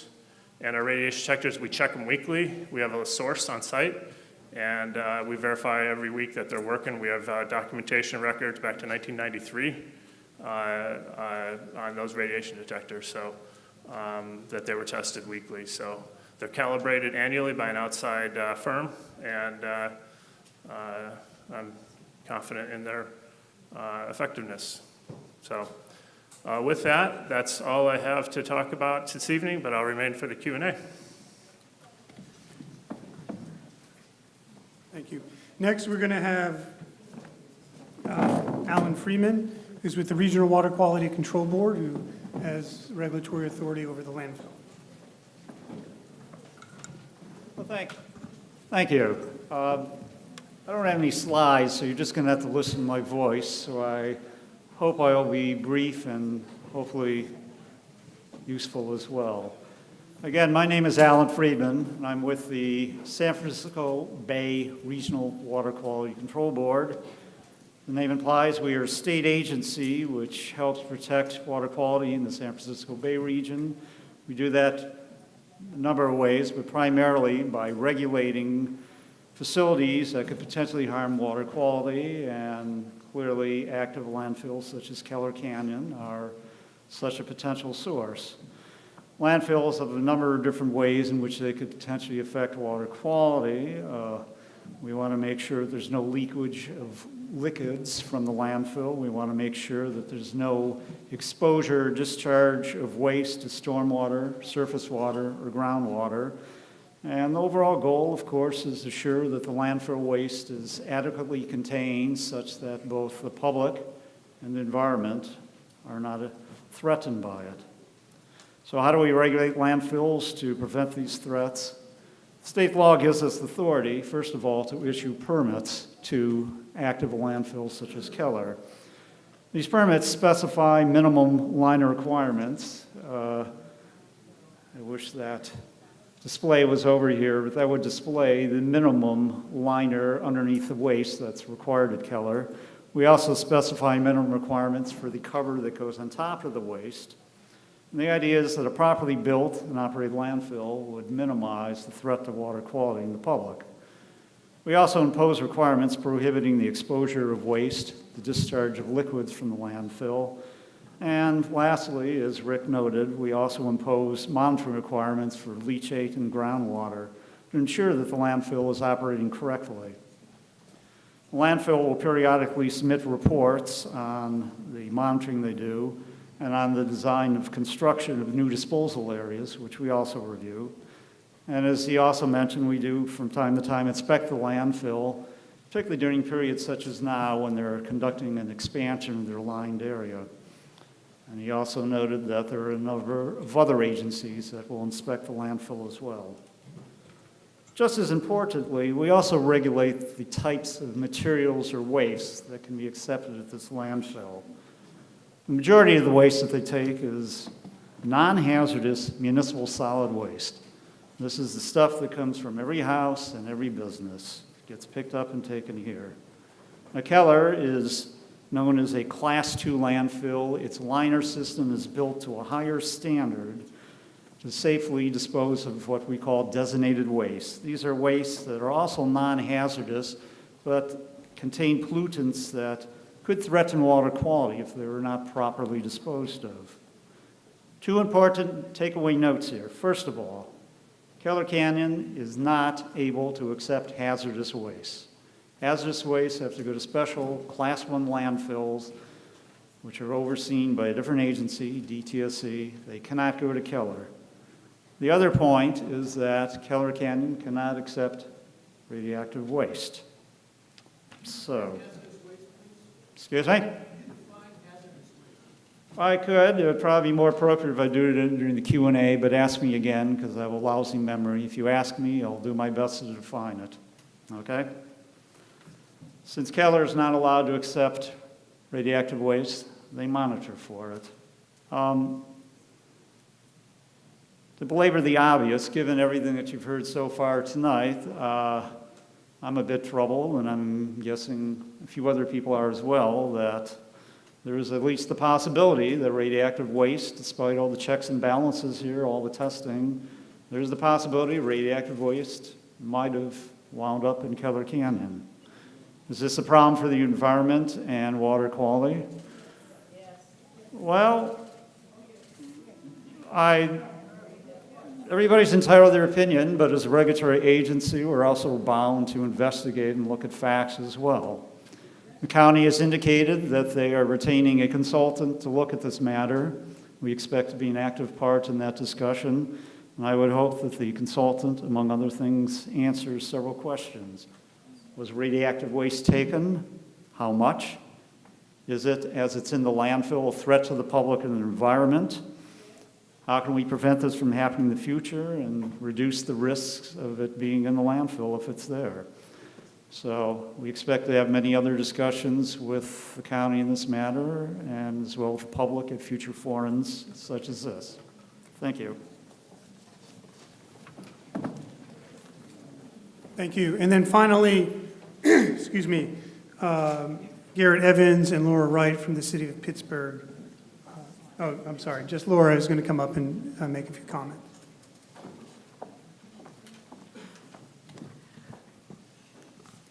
Good evening. Myself, I have two council members here, the city manager and the assistant city manager here. We take this very seriously, and believe me, they are watching tonight to hear all the answers that you are all seeing.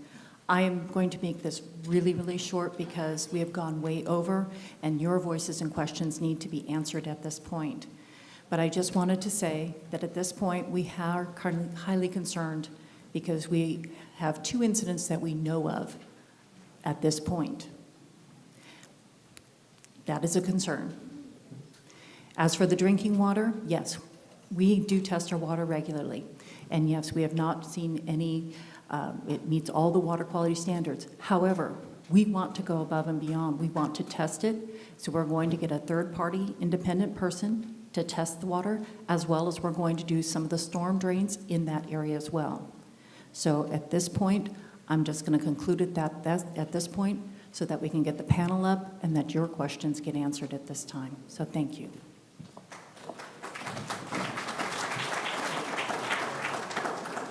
So now I'm going to ask our speakers to come up, sit down. Marilyn, I think you should come up too, because I think some of these questions are for you. While they're coming up, I've been reviewing the questions, actually a lot of really good questions people have, and hopefully we can get most of them answered tonight, remembering that the county has not begun its investigation, and so as conclusions are going to be perhaps not forthcoming tonight, because this is really the start of the process. There was also a number of people that said they just wanted to get up and speak and didn't have a question. And I think at the end, we're going to have to decide if we want to do that and have people just come up and speak. But first, we want to try to get to the specific questions that people had and make sure that all that information is covered. So the first one, and I think several of the agencies should probably have a different perspective on this. Is everybody up there? Rick. Could you go get him? I'm sorry, I saw the empty chair. I think he might be doing a TV interview. Oh, no, here he is. Marilyn? Marilyn, he's back. So, a really good question. What's the goal here? Is it to clean up the toxic waste or leave it in place and allow them to continue to bring material over from Hunters Point? So maybe, Marilyn, you could start with what the county's goal is. So the goal tonight was just to hear from the folks and get the most information to everyone. From the consultant, we are hiring a consultant Thanks, John, sorry. that will help us look at the data, help us look at what happened, and see what next steps could be taken.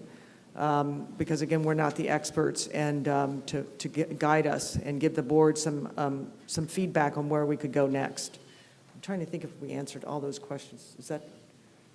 Did we cover all that? So ultimately, will our investigation also decide whether or not we will allow the landfill to continue, or somebody will allow the landfill to continue to take material from Hunters Point? And Rick can step in here. I do know that you want to just speak. They haven't received anything since 2016, I believe, were their last loads, and they have at this point not allowing any additional ones just because of this issue. But That's correct. So the last load is actually, I believe it was November 2017 was the last load that we took from Hunters Point. Most of the Hunters Point material came in kind of the earlier, several years ago, but the last load was November 2017. As soon as this issue came up, as soon as I learned of it, basically on April 22nd, with the San Francisco Chronicle article, I immediately shut down every profile that they had at Keller Canyon so that no more material could come in unless and until everything is satisfactorily resolved. That's the current status. Did either the Water Board or the Navy want to talk about these questions in terms of the goal here in the investigation, or whether you would okay material coming to Keller? Well, I mean, we're working with the county, we're working with Keller Canyon on the evaluation, and we're continually looking at data and ways to improve the process. But we've halted all radiological work until we can complete this reevaluation also. So. Okay. I'm going to take a question out of order just because I think it's relevant to the question about Keller taking the material, which is, why are you taking stuff from Hunters Point in the first place as cover material? Is it the right kind of cover material, or was there other cover material that exists that you could use? So the way landfills operate with a requirement to cover every single day, we use a great deal of soil. And there's not enough soil on site if we just harvested all the soil from all the canyons and all the hillsides to run that landfill for that period of time, for the life of the landfill. So the other part of that equation is that part of the purpose of the landfill is to provide secure disposal for material that needs it, okay? And that's why we have that liner system over there, which is extremely robust, extremely expensive, and extremely effective, because that stuff needs a place to go, right? It can't stay in Hunters Point. If once it's been excavated and analyzed and determined to be contaminated, it has to go to the proper facility. Keller is not the proper facility for all of it, but for the material that meets our permit requirements, then Keller is the kind of facility, whether it's Keller or another place, where it should go to be safely disposed of, okay? And if it doesn't meet our criteria, it would have to go to another landfill, perhaps a Class 1 landfill.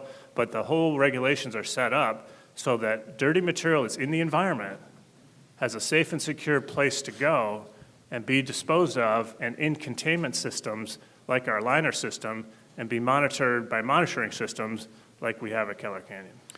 Maybe now would be a good time to answer the question about what's the difference between a Class 2 landfill and a Class 1 landfill that takes hazardous materials, and what is the definition of that?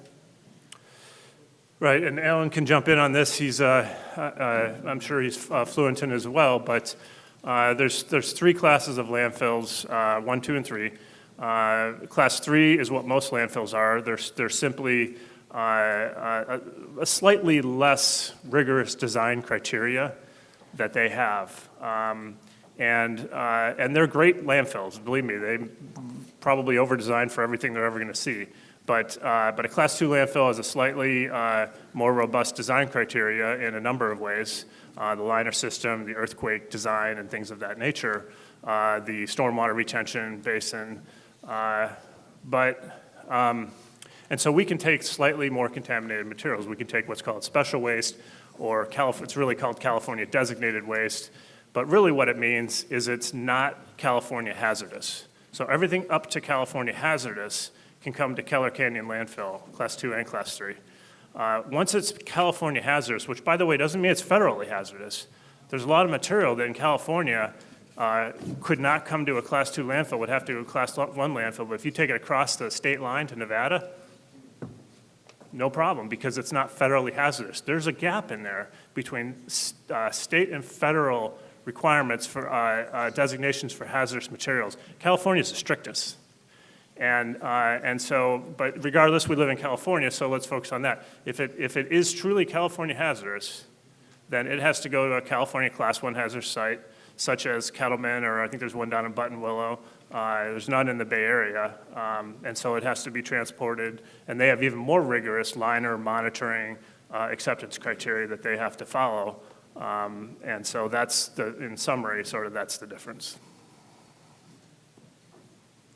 Did you want anything?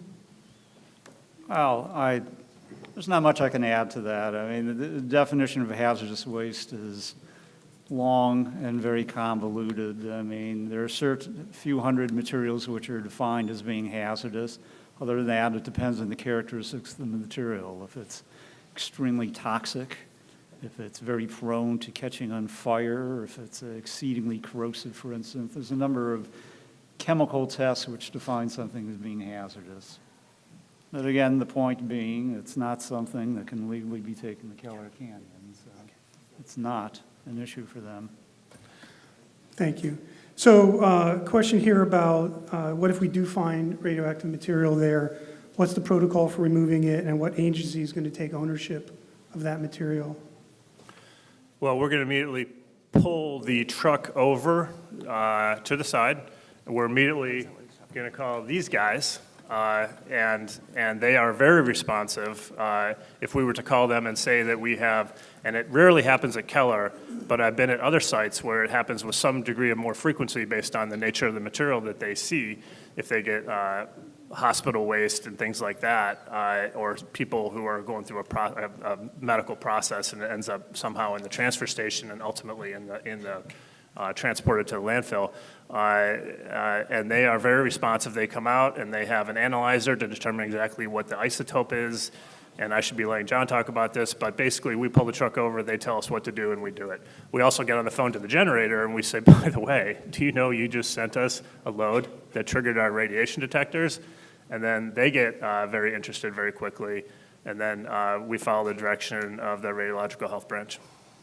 But then if material was found during the investigation in your landfill, let's say some did get in, what's the protocol for handling, who takes ownership of that once it's found and if it's decided to remove it? I think that's the intent of the question. I didn't follow the first part.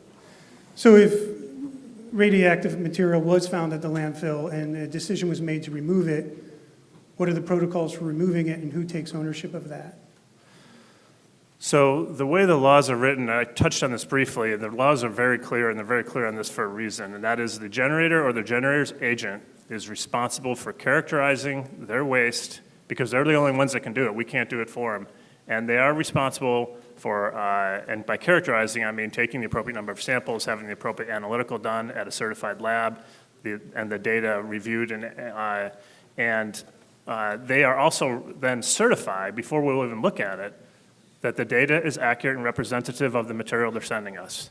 That's the way the laws are written, and they're written that way for a reason. We cannot take on that responsibility. We'd never get a load through the gate, right? So and they know what's at stake. It's very clear what's at stake. You lie about this, that's very serious business. You're violating the law. You can go to jail. Okay. The original question was who takes responsibility? The generator has responsibility of that material the whole way through, okay? If it's found to be, let's say for example, they called us a month later and said, we sent you some stuff that we shouldn't have sent you, okay? That has happened on occasion at various locations throughout California, okay? And at that point in time, whatever has to be done is done at the sole expense of the generator. Okay. So let's, earlier we had concerns, I think, about the wind and the impact that wind could have on exposing residents. And could you talk a little bit more about what we're going to do in terms of investigating the wind and its possible carrying materials, and just reiterate what you know about or how we're going to look at how that's going to impact people's health? May I speak to the earlier question of what's done with the various wastes once they're found? Sure. Okay, so You need to get the mics up. okay, so one of two things will happen. It's either going to be medical or veterinary waste, in which case it's a short half-life thing. They can leave it at the site in a special area and let it decay away. Typically, this is occupying somebody's truck for a number of days. So it sits there for as long as it takes until it decays out, and then what's there is buried because there's nothing left.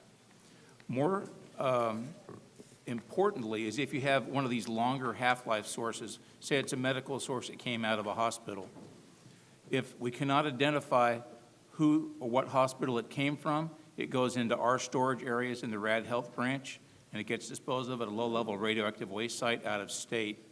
If we can identify what the source of the waste was, which we sometimes can do, it then goes back to the original producer of that waste, and they have the privilege of paying for its proper disposal of a low-level radioactive waste site, typically in the thousands of dollars. Now, So I just want to say, I think the question was particularly not about other waste, but the waste in question from Hunter's Point. Yeah. So just to say, I will tell you, if at some point with our consultant, we have come to the determination that there was material that came here that had radiologic waste in it, and it was deposited here, then part of that analysis is what should be done next. If certainly the Navy will be part of that discussion if we've gotten to that point, because they're coming along with us in this decision pathway, then clearly they're going to have to one of the decisions about paying for it. So that's what I would say. That's what I know. If Supervisor Glover was up here, that's what he's interested. to make sure that happens is that, again, the generator of that material, if it's shown to be here, has to look into what needs to be done next, right?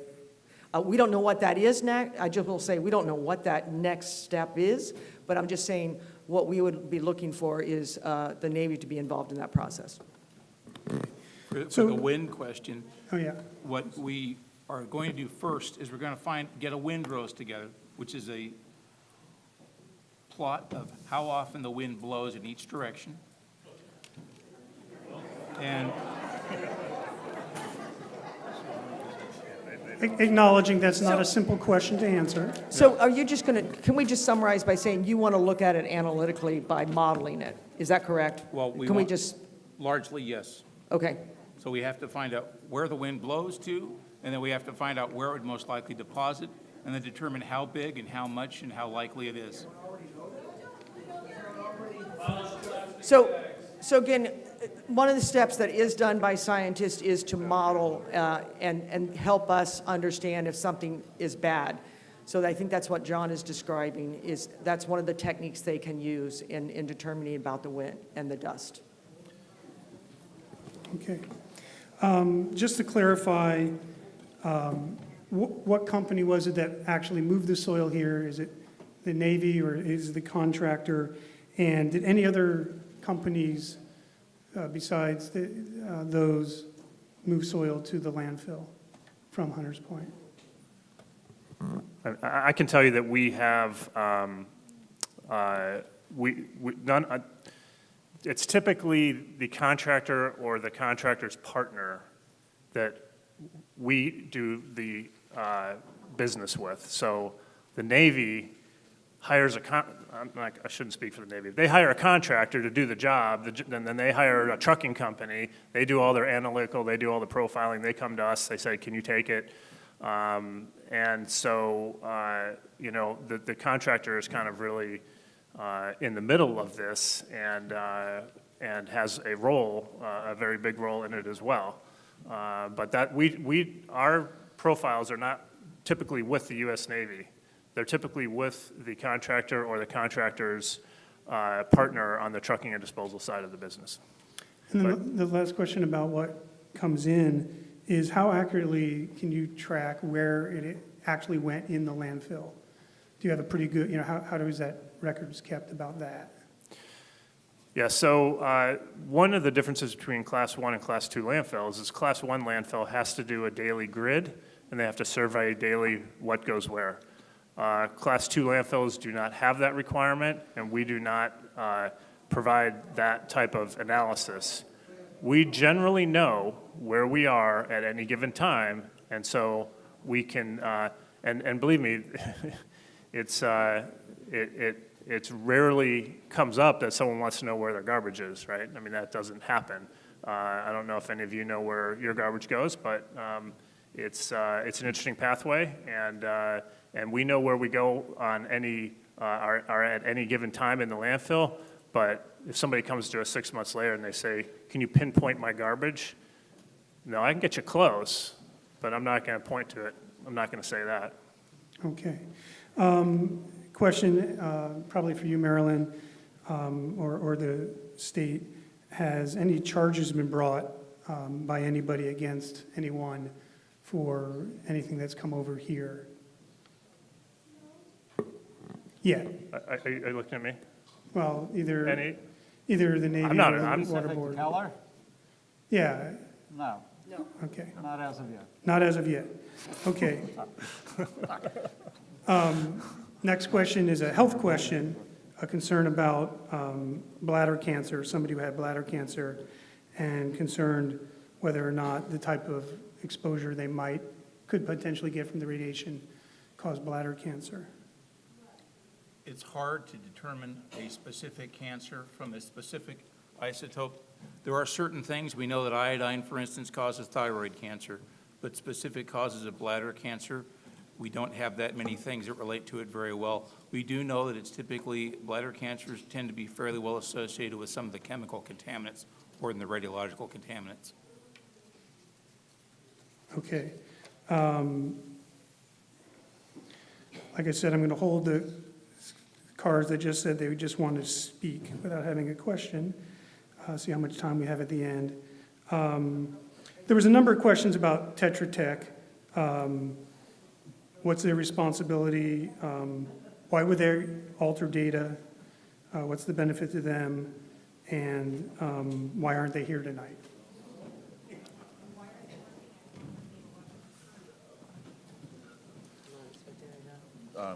Yeah, so we don't know why that they would have, or anyone would have falsified data. We're confident that in the process that we have as far as the disposal processes and the checks and balances, that what left the base met the criteria for that disposal. And so the Department of Justice has and is currently investigating. There has been 2 employees that were convicted, and the investigation is still ongoing. To date, there's not been any indication on the disposal side of any additional charges, but we're not. The DOJ investigation is separate from the Navy, and so they're doing their own thing, and we don't have a lot of information on that. Anybody else want to comment on that? Okay. And another part of that question was wondering why the presentations couldn't have been made available before the meetings, but I think we can try to get them up on your website at least so people can take a closer look at them after the meeting. Here's a question really about the general operation of the landfill. If the methane gases are captured for power, why can people smell it in town?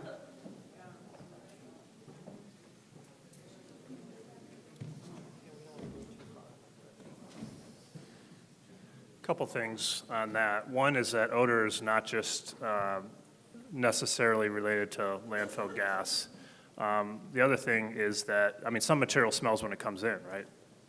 I mean, that I can tell you it does. And so the sources of the odors can be a number of different things. Our policy is to put in gas extraction wells. We understand what the gas degradation curve is for the decomposition of garbage, and we put gas wells in advance of when the garbage will be generating methane gas. We just put in this year 26 new wells, I believe. And last year, I think we put in 20, 21, 19, 20. Every year we put in more wells because every year we're taking more garbage. And then we cover as well. Now, if you're smelling our landfill gas, then, and I know that is the feeling, and I'm not going to argue the point with you, then we're not doing a good enough job. And so we need to do better, and we are working very hard at doing better, and we're doing the best that we can, and we're spending a great deal of money on it. And I am very confident that this problem will be thoroughly resolved by this fall. And right now, we're not getting, I'm not encouraging everyone to go home and prove me a liar, but we're not getting a lot of odor complaints right now. And it's seasonal. The weather is a factor. And that's why we're working so hard this summer to make sure we have all the systems in place and everything that we can get done. And we're spending $5-6 million doing this unbudgeted ahead of schedule because it's not okay with us to be impacting our neighbors. Okay, it's not the way we do business. And I can't fix it in a day. I can't fix it in a month. But by golly, we are fixing it. Hang on, we got a lot of people with questions. So, excuse me. The landfill was discussed at a town meeting at that time. You promised us that state-of-the-art technology would be used so that we wouldn't be impacted as neighbors with odors and things like that. So it's been how many years? 20 years now? So listen, It's a continuing problem.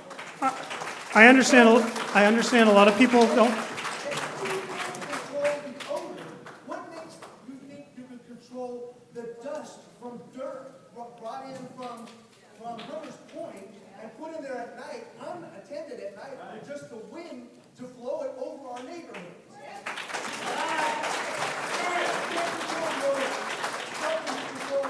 The dust. So I don't think we're going to answer those questions tonight about why the landfill was put here, and I don't think that's why we came tonight.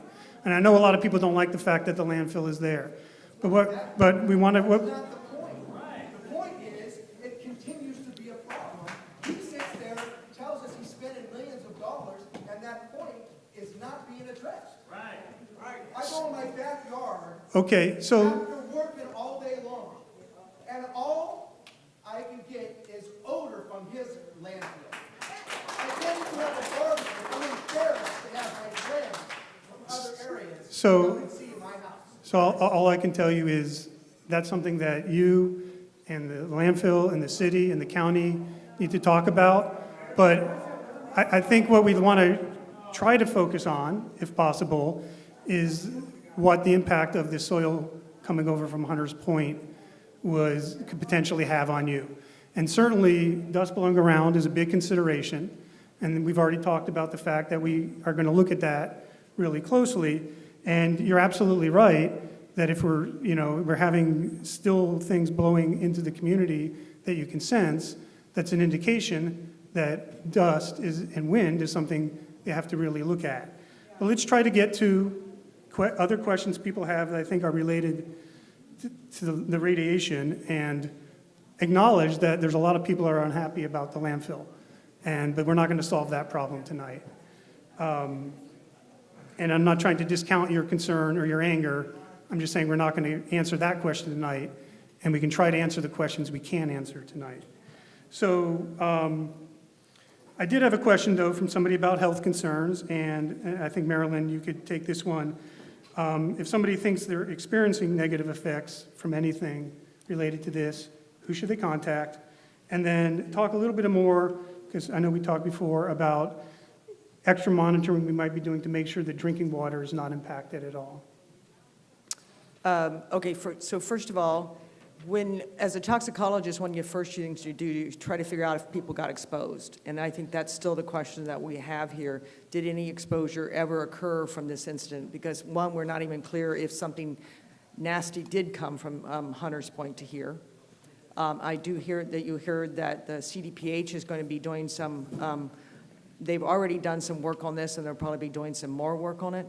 We're also working with the Navy to take a look back at the data to see if anything nasty came from that did get out of the Hunters Point to over here. And from that, then you can start thinking about, okay, if there was something that came here, what amount of exposure occurred? And that amount of exposure will help you understand what, if any, risk. I will just say radiologic contamination tends to the primary concern is typically a cancer. And I will also say that if something came to this site in, let's say, from 2009 to 2017, that was not appropriate to bring to this landfill, and someone got exposed to it, you wouldn't expect to see a cancer change until years from now, because cancer is a multi-year exposure before you would start to see it in a population, multi-year exposure. So from that, for instance, I've been asked, would I look at the cancer data? Certainly can look at the cancer data, because cancer data is collected around, but that wouldn't tell you anything about if there was the material came from Hunters Point did cause an impact here. You wouldn't see that yet, okay? Sort of following along the same health lines, I had a question.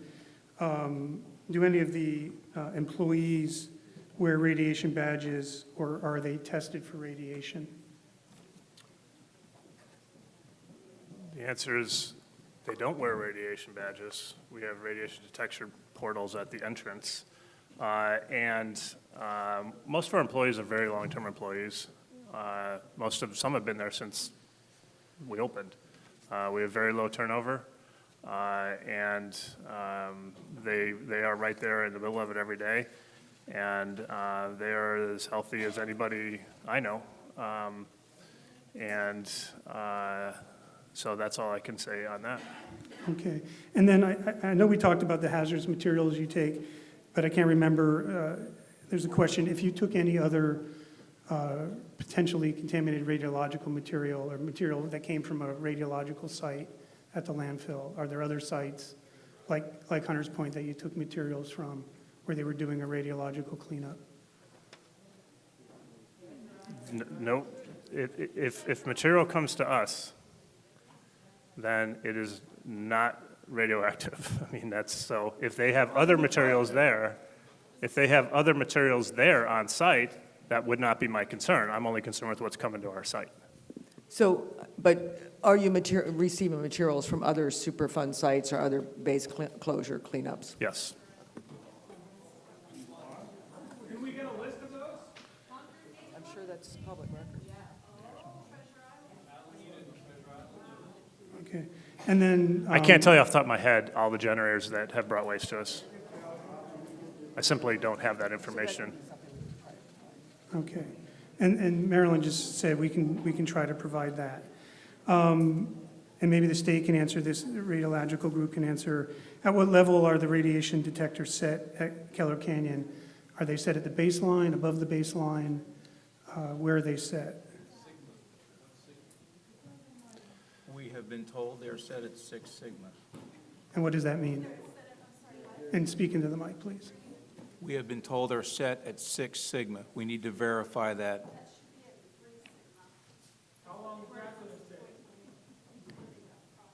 How do you, and maybe you could talk about how you decide what they're set at. So the verification of that is scheduled for next week. Okay. A couple of people, I'm going to shift gears a little, asked about the cost and who's going to be paying for the independent investigation that the county's doing. The Board of Supervisors did instruct the staff, so I have written letters, and the board chair has signed it to send to the Navy, asking them to. We also sent a letter to Tetra Tech, and as I say, all those letters are on our website. In the case of Tetra Tech, we did get a letter response that said, no, thank you. They will not be paying. So that means the homeowners in Pittsburgh have to pay for this? We're not done yet investigating for somebody else to pay for it. Let me just say, I'm just telling you, up to now. But I can tell you Supervisor Glover is definitely interested in finding somebody to pay for it. So, and not to the citizens of this county, let me just put it that way, someone else. Okay. So, you know, and I know you answered a question about that. It's unlikely you would be impacted or see symptoms of radiation from what came into the landfill, if anything did. But because people are concerned, could you talk about what symptoms would be if somebody was exposed to radiation? For low-level exposure to Let's just talk about the levels here, yeah. For low levels of exposure to radiation, you typically observe nothing for quite a while. If you have significantly higher levels than that, the first things that you start to see are minor anomalies in the blood. That takes approximately 25 rem to generate it, although with the very best techniques available, 5 rem can possibly generate minor blood abnormalities. We see some minor chromosomal damage, not that it is chromosomes that are spread through when you have children. It's more what you would observe is that you would see unusual signs in the DNA within red or white blood cells. Okay. It would not be, no.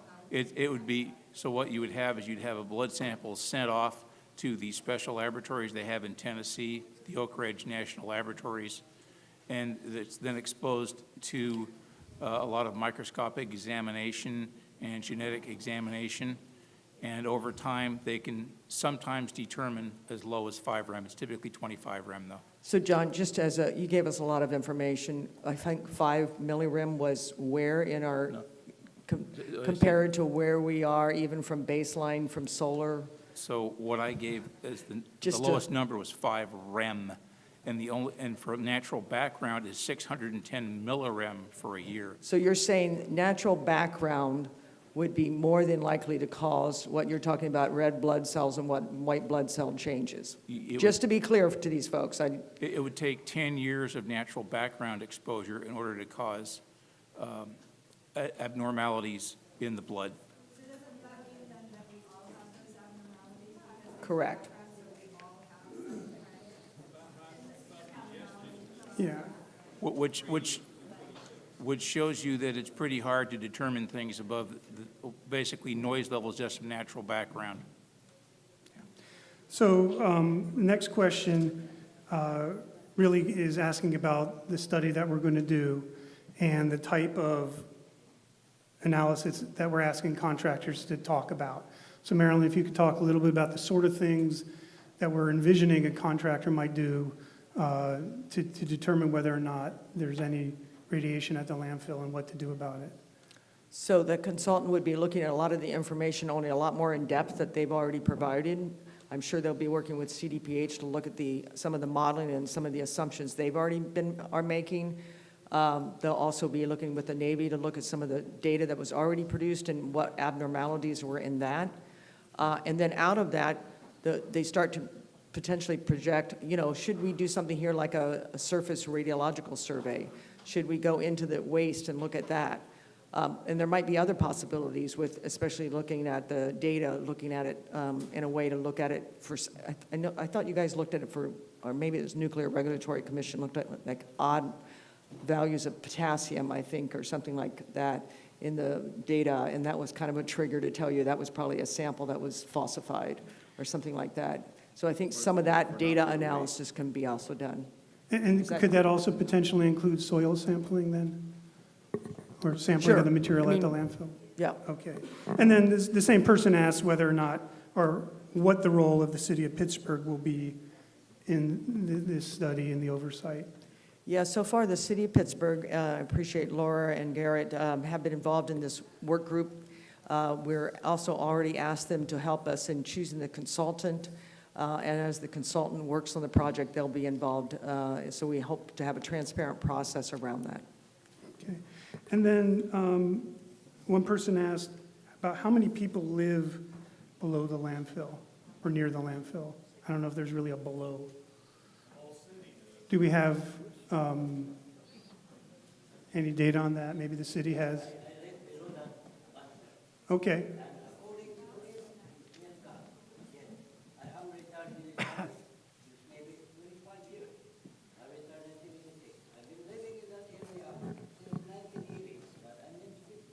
Why don't we get the population part?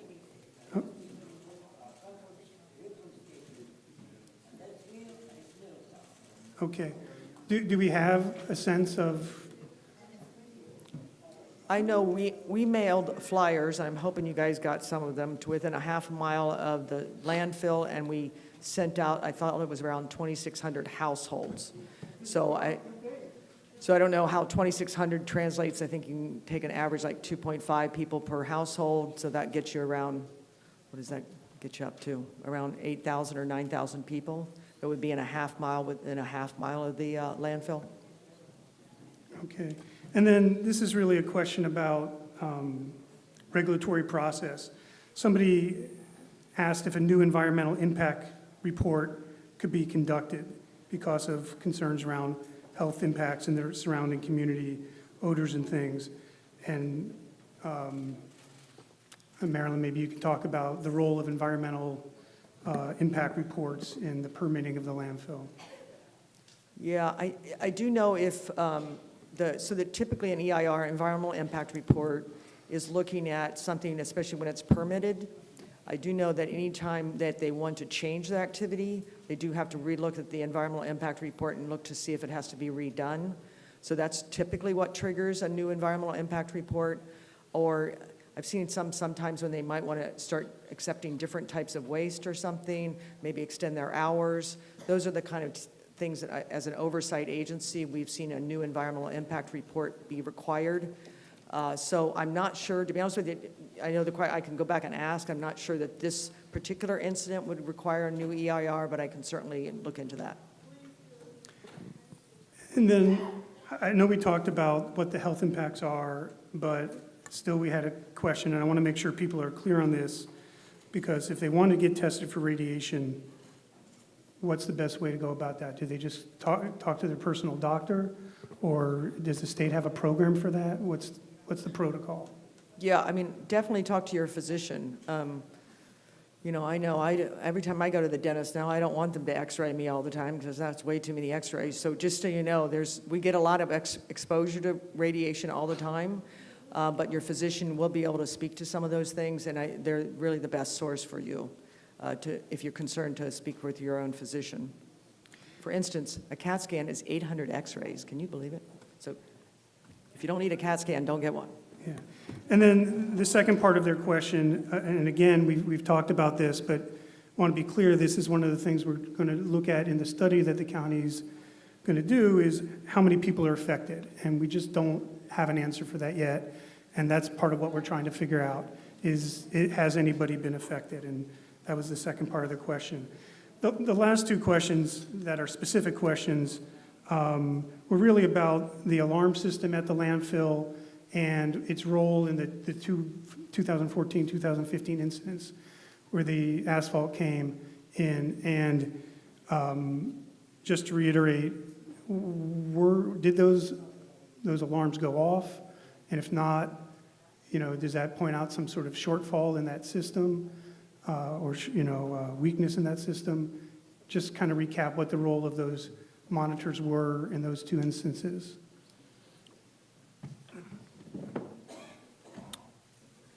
So in the June 2014 incident, it was not radiological material that was of concern. It was slightly elevated lead contamination above state levels. And so that would not have set it off, and it did not set it off. The February 2015 incident did not set it off.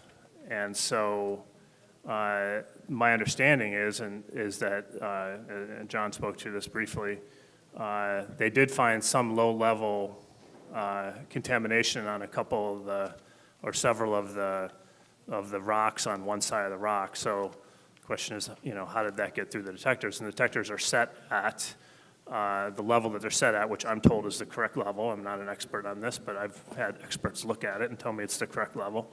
And so it did not detect it. And so if it were, my understanding is if it were in the middle of the load, right, and it was shielded by all the other asphalt around it, then it's potential that it could get through. To my way of thinking, and you may think differently, but to my way of thinking, if that were the case, that means that anything that gets through that doesn't set off the monitors was not emanating radiation from the load, right? Wasn't emanating outside the load. And so could it have been in the middle of the load? Yes, I think that's possible. When it comes in and it's put down on the landfill and then covered, it's shielded again, right? And as John spoke to earlier, the process of that getting anywhere at all is pretty limited. So, but that's all I can really say about that. Okay.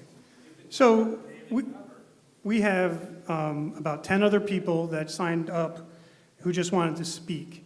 And we need to be out of here by 9 and it's about 1:15. And so everybody has an important question, okay? Explain to us what Tetra Tech's job was and why they would alter the data. What benefit? That question's been answered. Nobody knows. We don't Nobody here know can why. tell you why they did that. I'm representing all the whistleblowers across the world. I've been working on this for 7 years. I'm going to go to the dining room. Anybody who wants to talk with me can come to the dining room. It's over. So Why would Tetra Tech be different than the next person, the next company you guys hire? Wait a second, this is very important. nobody here can answer your question. No, wait a second. So- If a company was fudging the data for some reason, that reason was that great, what would stop the next company you hire from doing the same thing? And nobody can answer that question either. Listen, I know everybody has an opinion and everybody wants to speak, and this is hard, but there's people that signed up that want to. And I don't know how everybody can all speak at once. So either we can let the people who signed up to speak, or everyone can just keep shouting. I really would just like to give, in the next 15 minutes, these folks a chance to speak. So the first person,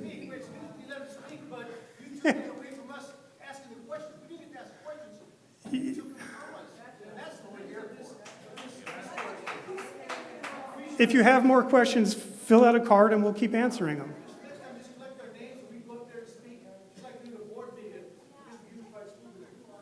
So the next person's going to be, and I apologize, I really can't read your writing very well, and I'm going to ask you to keep it to a minute because we have a lot of people that want to speak. It's Maliv Asgar. I don't know. I can't really read your handwriting. Is that close to anybody's name? Okay. The next person is, actually they said they didn't want to speak. So the next person is Jeff Minnick. Is Jeff Minnick here? Okay.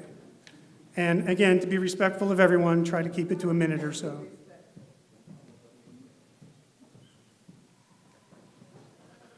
Boy, we sure have been defecating on a lot out here, haven't we? Got the worst water in California. But anyway, a minute. Gentleman from Keller Canyon, thank you for investing that money that you said, $5 million, because I live real close to you. And since September to now, it's been the worst in the last 7 years I've lived up there. I mean, it's so bad, you drive by on the freeway and you smell garbage on Highway 4.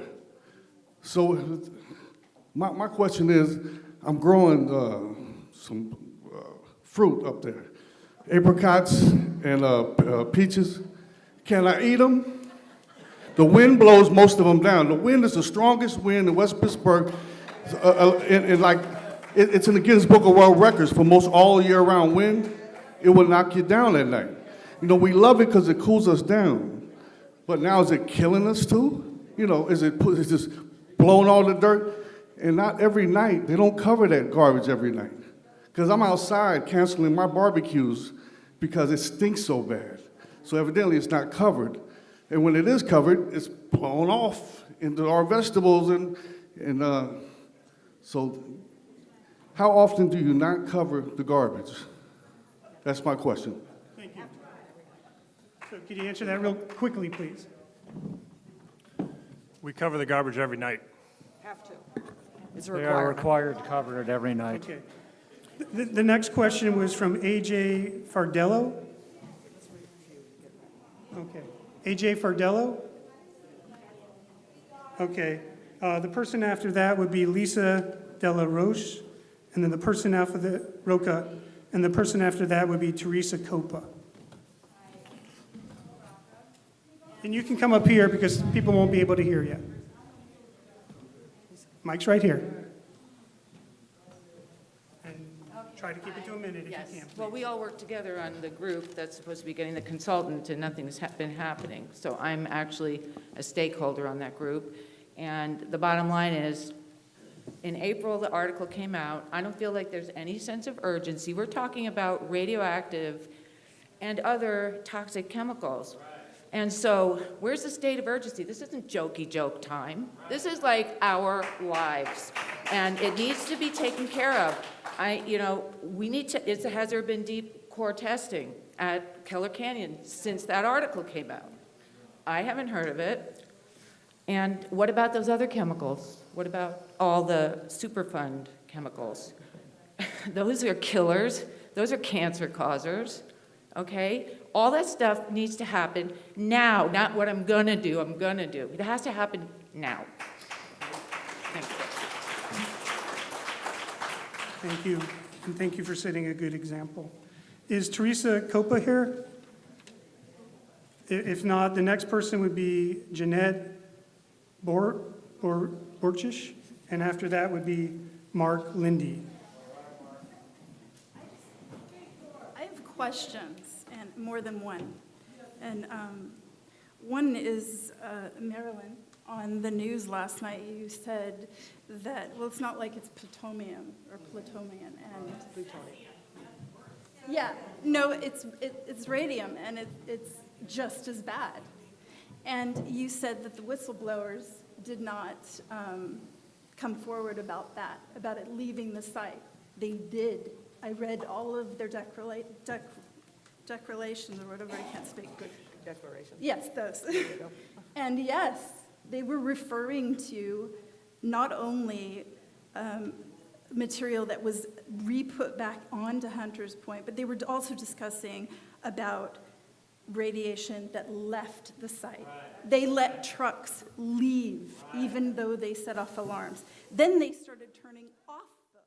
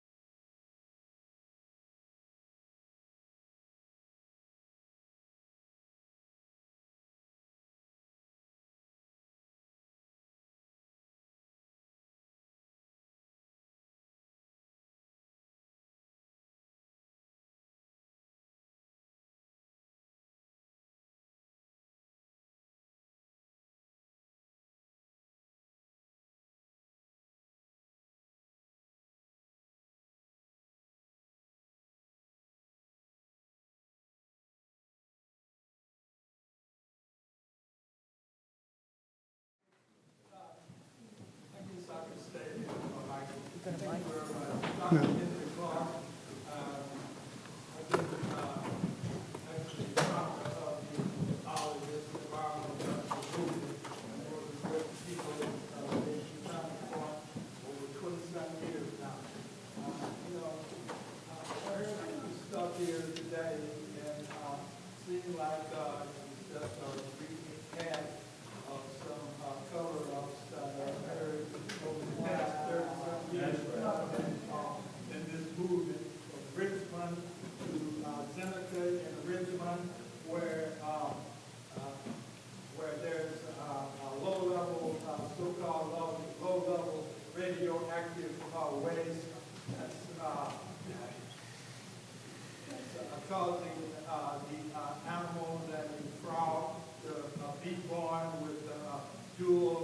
sexual organ, which you didn't have to cover in terms of how the waste, radioactive waste affected the wildlife.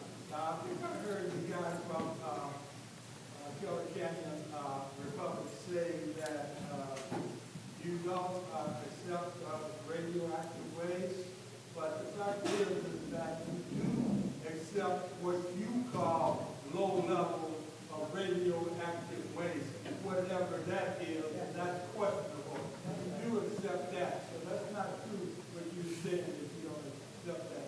So, in the final end, the community should require independent testing and watch this process very close, because these people are alive all over this county, from Richmond to Treasure Island, and then to Bayview, Hunters Point, and it was said before that this same company, Keller, is going to be supposedly cleaning up the Contra Naval weapons station. So, they're alive all over the county, so they're watching very closely here. And believe me, I know what I'm talking about, because I've been in this movement for over 30-some years, all over these sites. You don't believe it, what? Ask Michael, I'm one of the founders of the county hazardous material commission that I just retired from for over 30 years involved here in the county fighting for communities. So you right to ask these questions, but you need to watch very closely to ensure that there's no cover. The guy from Keller lied when he said that they don't accept any type of radioactive waste. And the fact is that there's no liners that he talked about at those landfills. Those things do not last forever, and they do leak. Ask him how he ever experienced any leaking liners at those landfills, and you're a liar if you said you don't. Thank you, Henry. We had two, okay. I've been told it's 9 o'clock, and that's all we. There was two others, Mr. Monroy and Mr. Chu. Where'd my card go? What's your name? Did you ask to speak?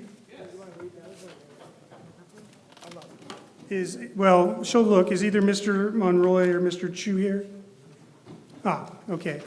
And again, if you could make it quick, we'd appreciate it. As I was told that the notification for come to the this hearing was sent out a month ago. When I got home today, I received a letter that was a meeting. And I was here, I didn't even have my dinner, I was here, that was ridiculous.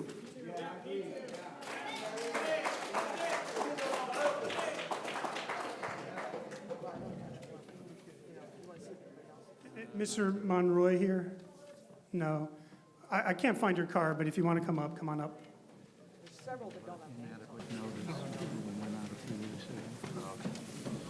I understand we're over time, so I'll try and be quick. Thank you very much for coming out. I appreciate the information disclosure. I appreciate the effort. I know it must be uncomfortable for you, Rick, knowing how the community feels about the landfill to be here, so thank you.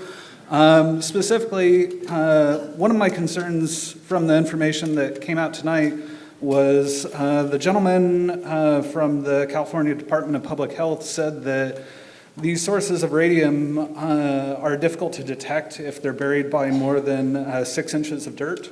But the gentleman from the Navy said that they spread their samples out on these things for testing at 6 inches to 9 inches. And I'm curious about that discrepancy and why is it allowed to be as high as 9 inches if you can only detect it at 6 inches? Can you go ahead and clarify that? Sure. Okay, so When we were out at Treasure Island, we could find, when we were out at Treasure Island, we could find them down to about 6 inches deep. We didn't find anything deeper than that from the surface instrumentation we were using, and it was pretty good instrumentation. So if they're doing 6 to 9 inches, this is not a plan I have reviewed. So maybe the Navy or its consultant would speak to that. Yeah, and I mean, we have approved work plans and sampling analysis plans and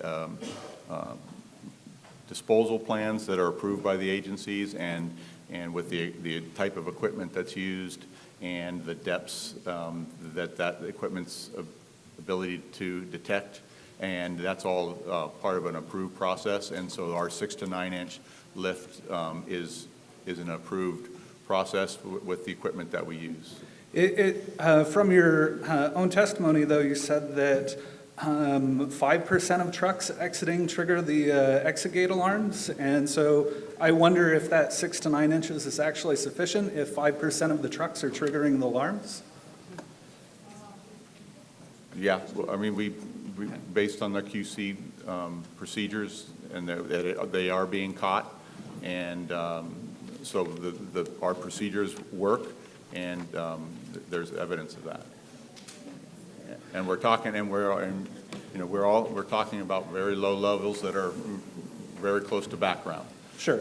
In the interest of time, I just want to get to at least one more thing, which was possibly for Rick with regard to the, I'm sorry, I'm not good with the terms, the water capture system underneath the landfill. Is that water being tested for contaminants such as lead and radioactive material?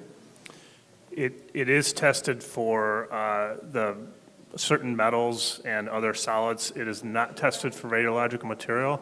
However, I would like to add, and I'd like to make the comment that we welcome additional testing and additional review at the site and around the site in the community, because obviously people are scared and concerned, and I understand that. I'm there every day. My workers are there every day. And I'm invested in the community, and if you have concerns, then those become my concerns, and I want those concerns to be addressed and alleviated. I know a lot of people aren't happy with, the results and the job that we're doing, and that we're trying to really solve all these issues, but I welcome the investigation at our site and around the site in the community so that people can feel better and understand if there's contamination.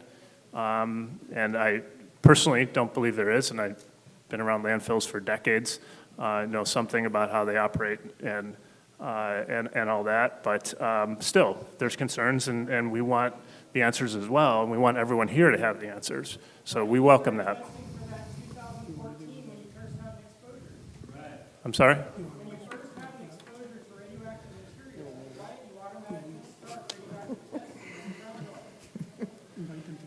Well, if you think about the contaminant transport associated with getting, first of all, there was not an issue in 2014 associated with radiation. That was the 2015 incident, and it was immediately removed. And the contaminant transport associated with getting something from there into the groundwater would be astronomically impossible. But besides that, but in the leachate, right? So sort of the same thing, but we are. That's something that needs to be part of the investigation, and we're open to it. So one final question for Rick, if I may, because I'm sorry, I kind of have the floor right now.